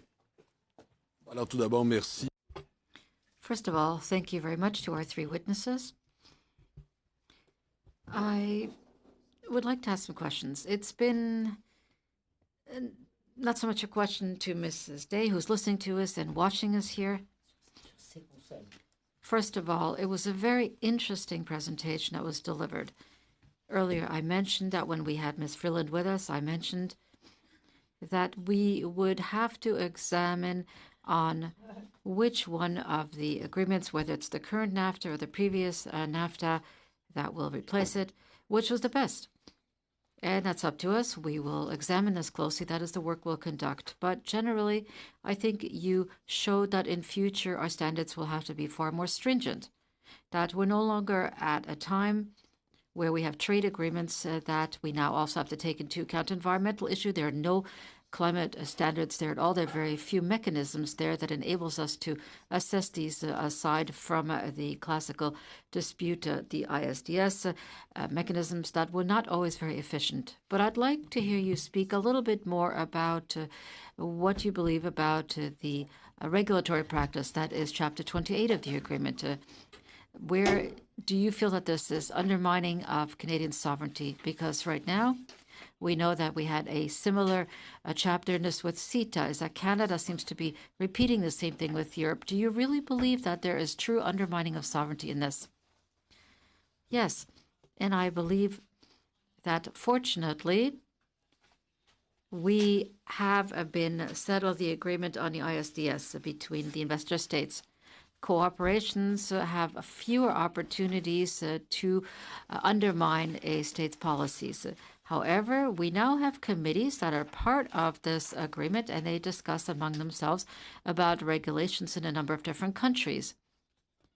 And that is outside of Parliament and outside of any public consultation. As a result, it creates a bit of a secret room where corporations or regulators can undermine and lower the standards, because a lot of people say, well, it's fine that the standards will be tightened. But in actual fact, the kind of discussions that take place behind closed doors don't allow for this. They're speaking about eliminating red tape, but in actual fact, it is our regulations that protect us.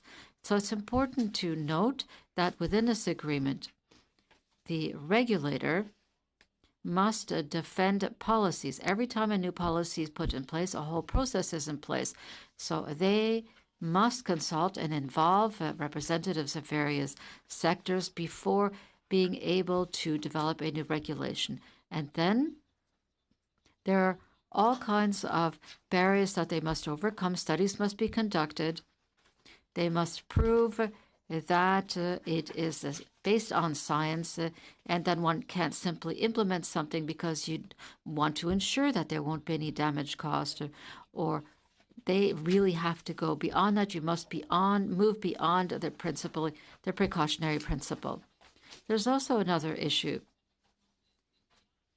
that there is a dispute settlement mechanisms in the case where a state is not satisfied with what is taking place in their regulatory cooperation. In that case, they can bring a challenge to the government through this dispute mechanism. And this is a mechanism that is far less strict than the one in the new NAFTA. That is, the government of Canada has done lobbying to ensure that the standards in Europe are lower than the minimum standard, that the targets are actually lower. And they're really currently launching attacks through these agreements and through the WTO. The precautionary principle in Europe, our fear is that we have social protections in place that protect us and that provide parliamentarians and the public with the authority to decide what our rules and standards should be. But now we have a secret process in parallel that allows many corporations to reduce what we've accomplished. Terminé. Combien de temps à peu près? How much time do I have left? 30 secondes. I have 30 seconds then. But at the same time, is there another aspect underlying this, which is about justice? We're trying to harmonize to ensure that everybody has rights to the same rules and standards, because rather you seem to be seeing a clear means of limiting our political scope of action. Well, they're international standards. It's the decision makers on these standards. It's not civil society. We do not make those decisions. It's not parliamentarians. It's the technical people who decide these. It's something that goes above our Constitution. So if this were a process whereby we could protect our regulations, or where we involve civil society, where we have tried to come up with treaties to fight issues, that would be different. Thank you, and thank you very much for making arrangements to be in touch remotely. I know you're out of the country right now, and appreciate your being here. I wanted to pick up on one of the themes of your opening remarks, which is the process by which Canada comes to conclude trade deals. I think oftentimes Parliament really only gets involved in a substantial way once a deal is already signed, which precludes the possibility of impacting the outcome. In some cases, negotiations can go on for some time without Canadians necessarily being aware that they are. So I just wondered if you could speak to some of the elements that could be brought in to have a proper trade process here in Canada that involves civil society and Parliament earlier on, and ensures that we have the kind of public and open debate that we ought to when we're considering deals of this magnitude. Thank you for that question. Yes, it's very important, not just for people who believe in the values of the Council of Canadians, but this is a kind of a process that makes our trade agreements better, because we can all agree that the more people who are involved, the more democratic, the more transparent that our process is, the better our agreements will be. And within the U.S. process, we saw a process where where Congress people were very involved from the very beginning from the negotiating mandate to being consulted during the negotiating process, to having the negotiating text, to having economic studies on time, to having hearings with civil society and other participants. And that resulted in a much richer debate, not just during this NAFTA process, but even during the TPP process.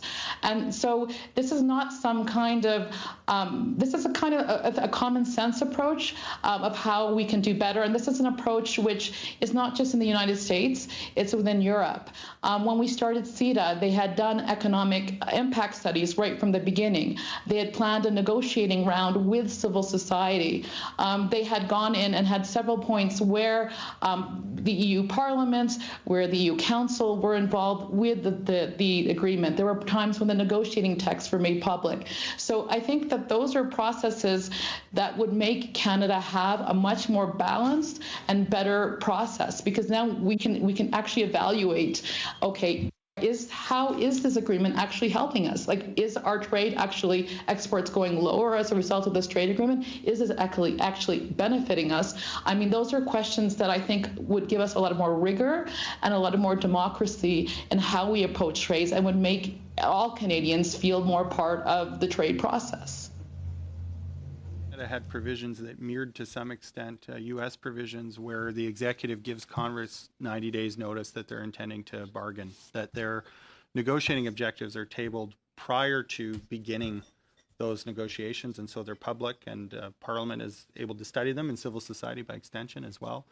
And also a policy that ensured that we're not in the situation that we find ourselves now in, where we have the ratification legislation but no economic impact analysis to support that document and the study of that document, that would be a meaningful step towards a better trade process here in Canada. Is that a fair conclusion out of your remarks?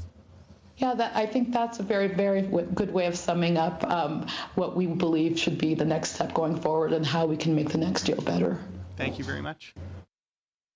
Thank you very much, Mr. Blakey. To our witnesses, sorry for the interruption. Thank you very, very much for your time and for your contribution to make this the best agreement that it possibly can be. So thank you all very much. We will suspend for a moment to excuse the witnesses.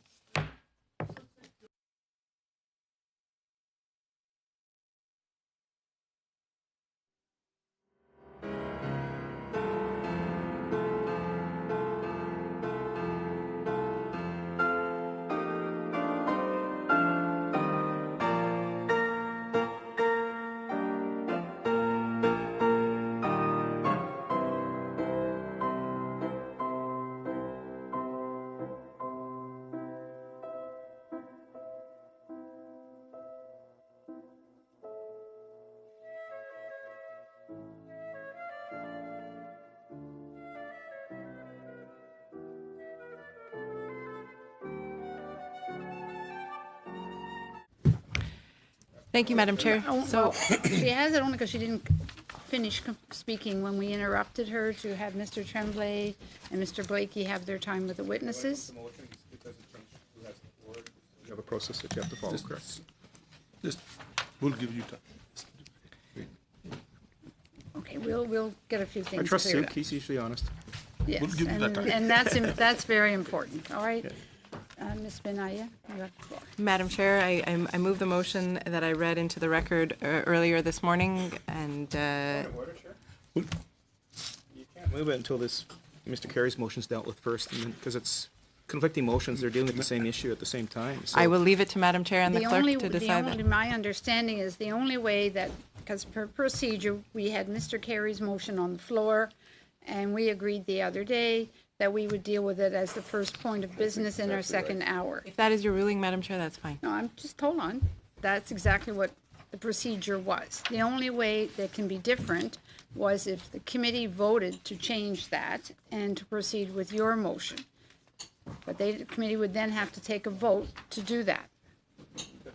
And a motion from the committee to change it. Point of order. Okay, or why don't we just deal with Mr. Kerry's motion? Point of order. Yes. Madam Chair, I want to thank you for telling us the process, and the conservatives for their patience as well, and NDP and the Bloc Québécois. Even though Rachel has the motion on the floor, so does Colin Kay. Let me deal with his motion first, and then we'll deal with, if that is not successful, then we'll deal with Rachel's motion. How's that? You're comfortable with that? All right. As I said before, that is. All right. Okay. All right. So, Mr. Kerry, we have your motion on the floor. Mr. Hoback? Make a friendly amendment to the motion. In light of talking to the minister and different people over the last week, we can have. We'd like to do a couple things. The first thing is we'd like to change the number of committees that was in the original motion to 3.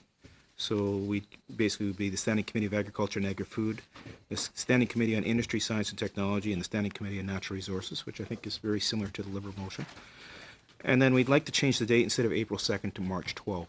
And that gives those committees enough time to actually bring witnesses forward and deal with the issue, and then get it back to us so that we could deal with it in that week. The reason we say March 12th is the week before that is a break week, so they may or may not be sitting.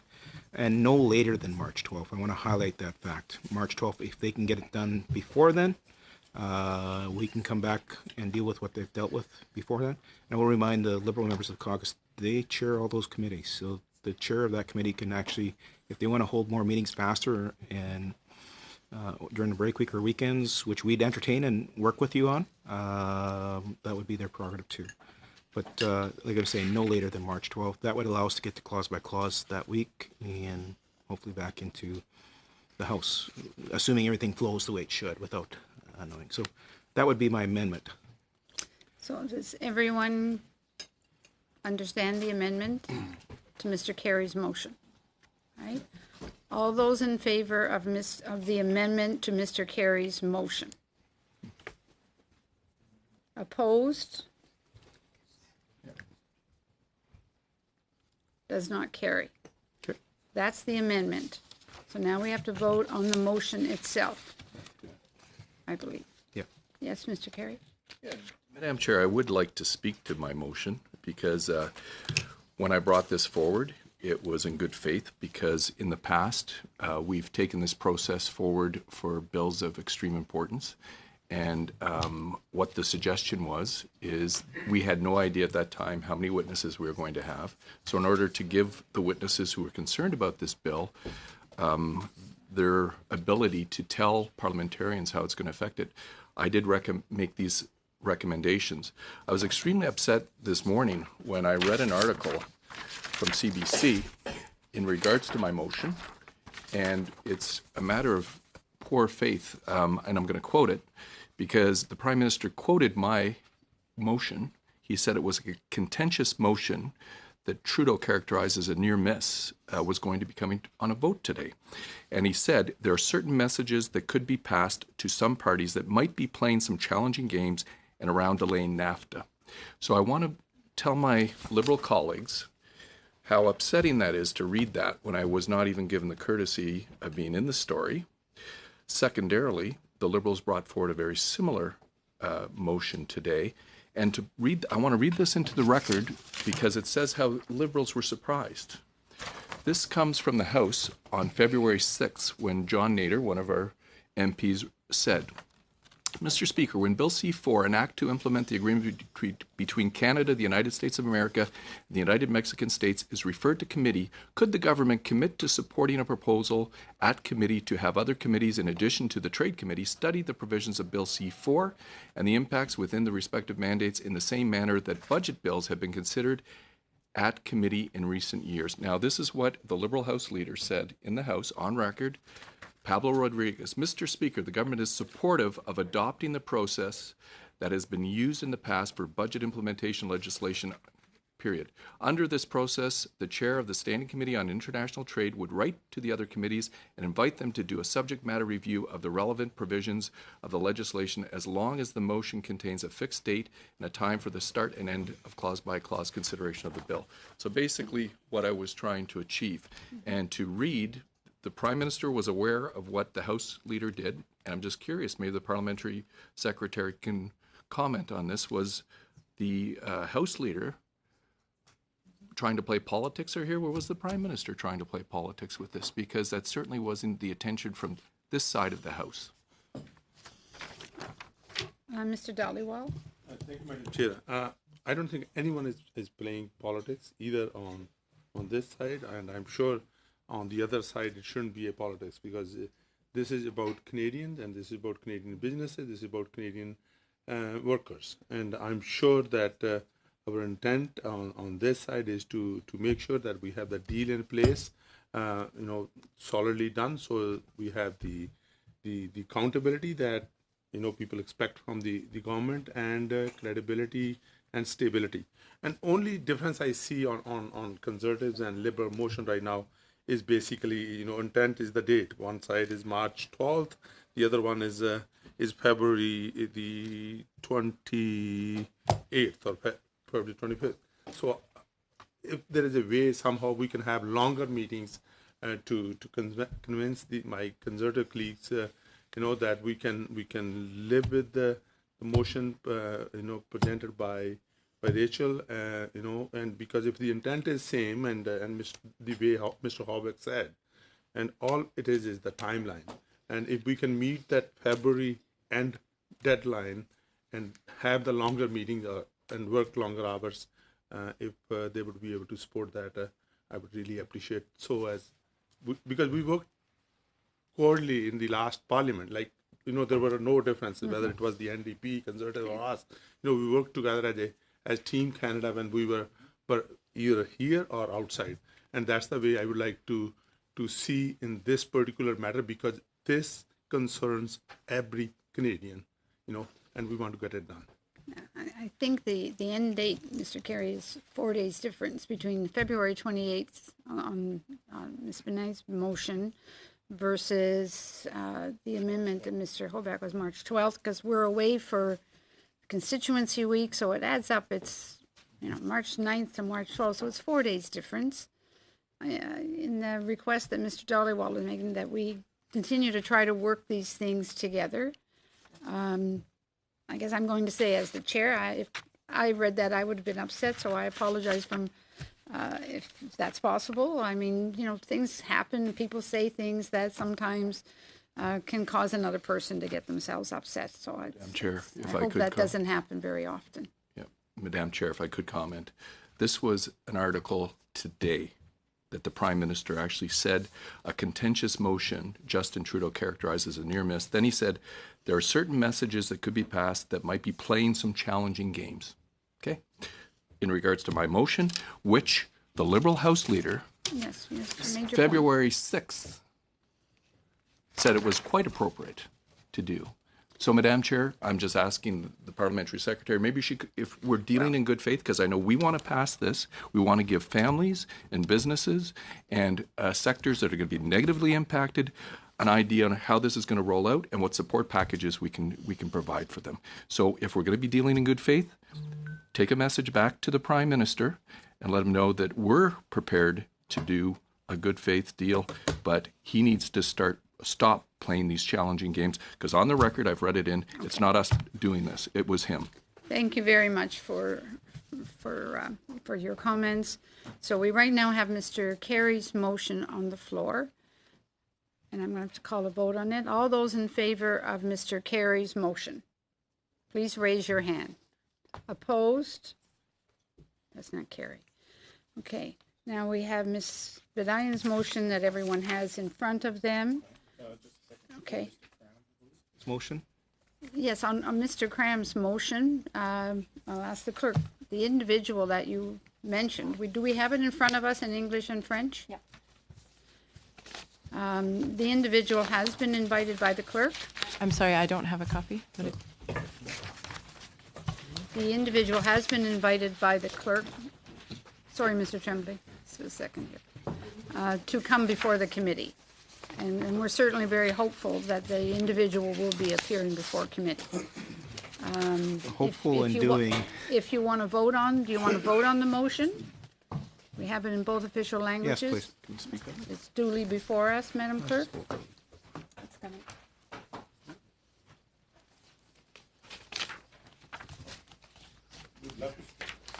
Thank you. Okay.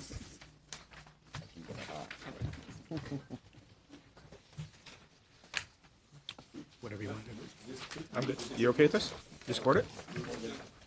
Okay, all those in favor of Mr. Cram's motion? Okay, that carries. Okay. Excellent. Thanks. Yep, that's fine. Okay. Ms. Bedayan's Can motion? I make a friendly amendment and you can consider it? Sure. Okay. All I'd want to do, and I'm just looking at the timetables, I agree with you on the number of committees, writing a letter, that's all fine. I still think those other committees just need a little bit more time. So could we change, instead of the Tuesday, February 25th to Tuesday, March 3rd, just another week during the break week, and then that the committee deal with it by March 5th.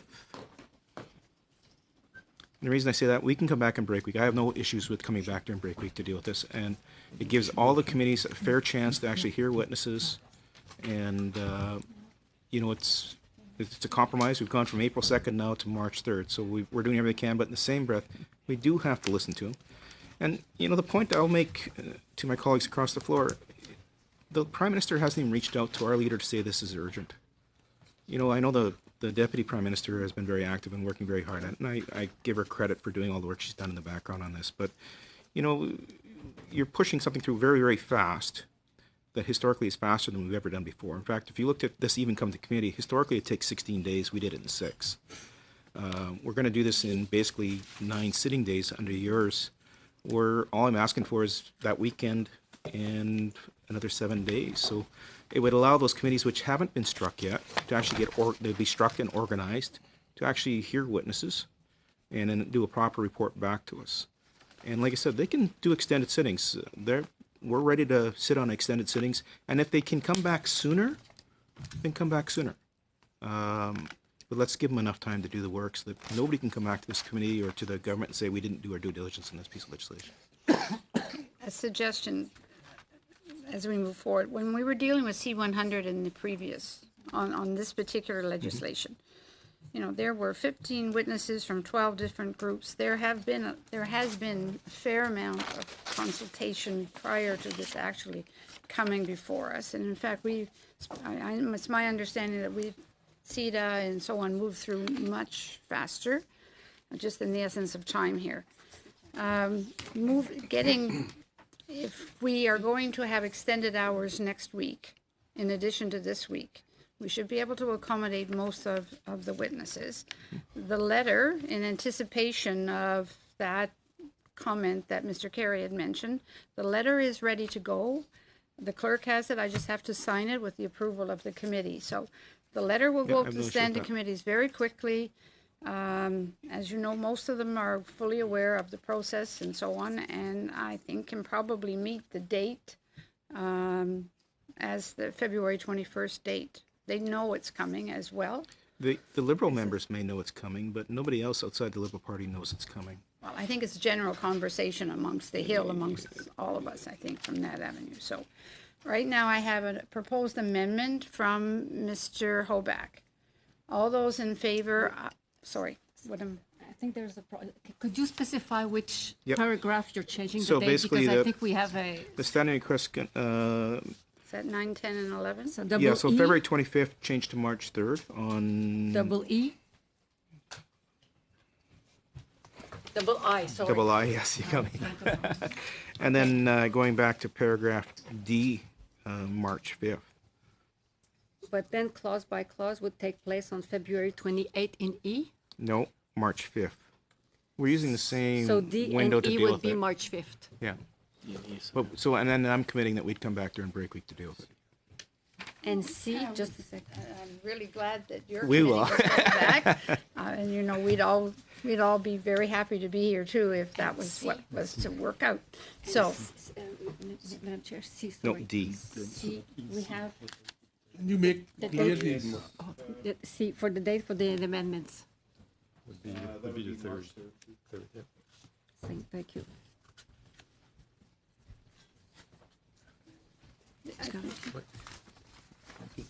okay. Is everyone clear of the suggestions that Mr. Oback is putting on? Yes? Okay. All those in favor of at this point, the amendments to Mr. Carey's motion that have been... Oh, that you're moving it to Mrs. Benign, sorry. Okay, all those in favor, please raise your hands. Opposed? Does not carry. So on the motion itself, Ms. Bedion's, all those in favor of Ms. Bedion's motion, please raise your hands. Opposed? Okay, Ms. Bedion's motion carries. All right. Okay, so we will now adjourn until 3:30, and do hope that our future days will be smoother as we get to know each other and spend a little bit more time working with each other. We'll see each other at 3:30. Thank you all very much. I move adjournment or suspension? Adjournment. Adjournment.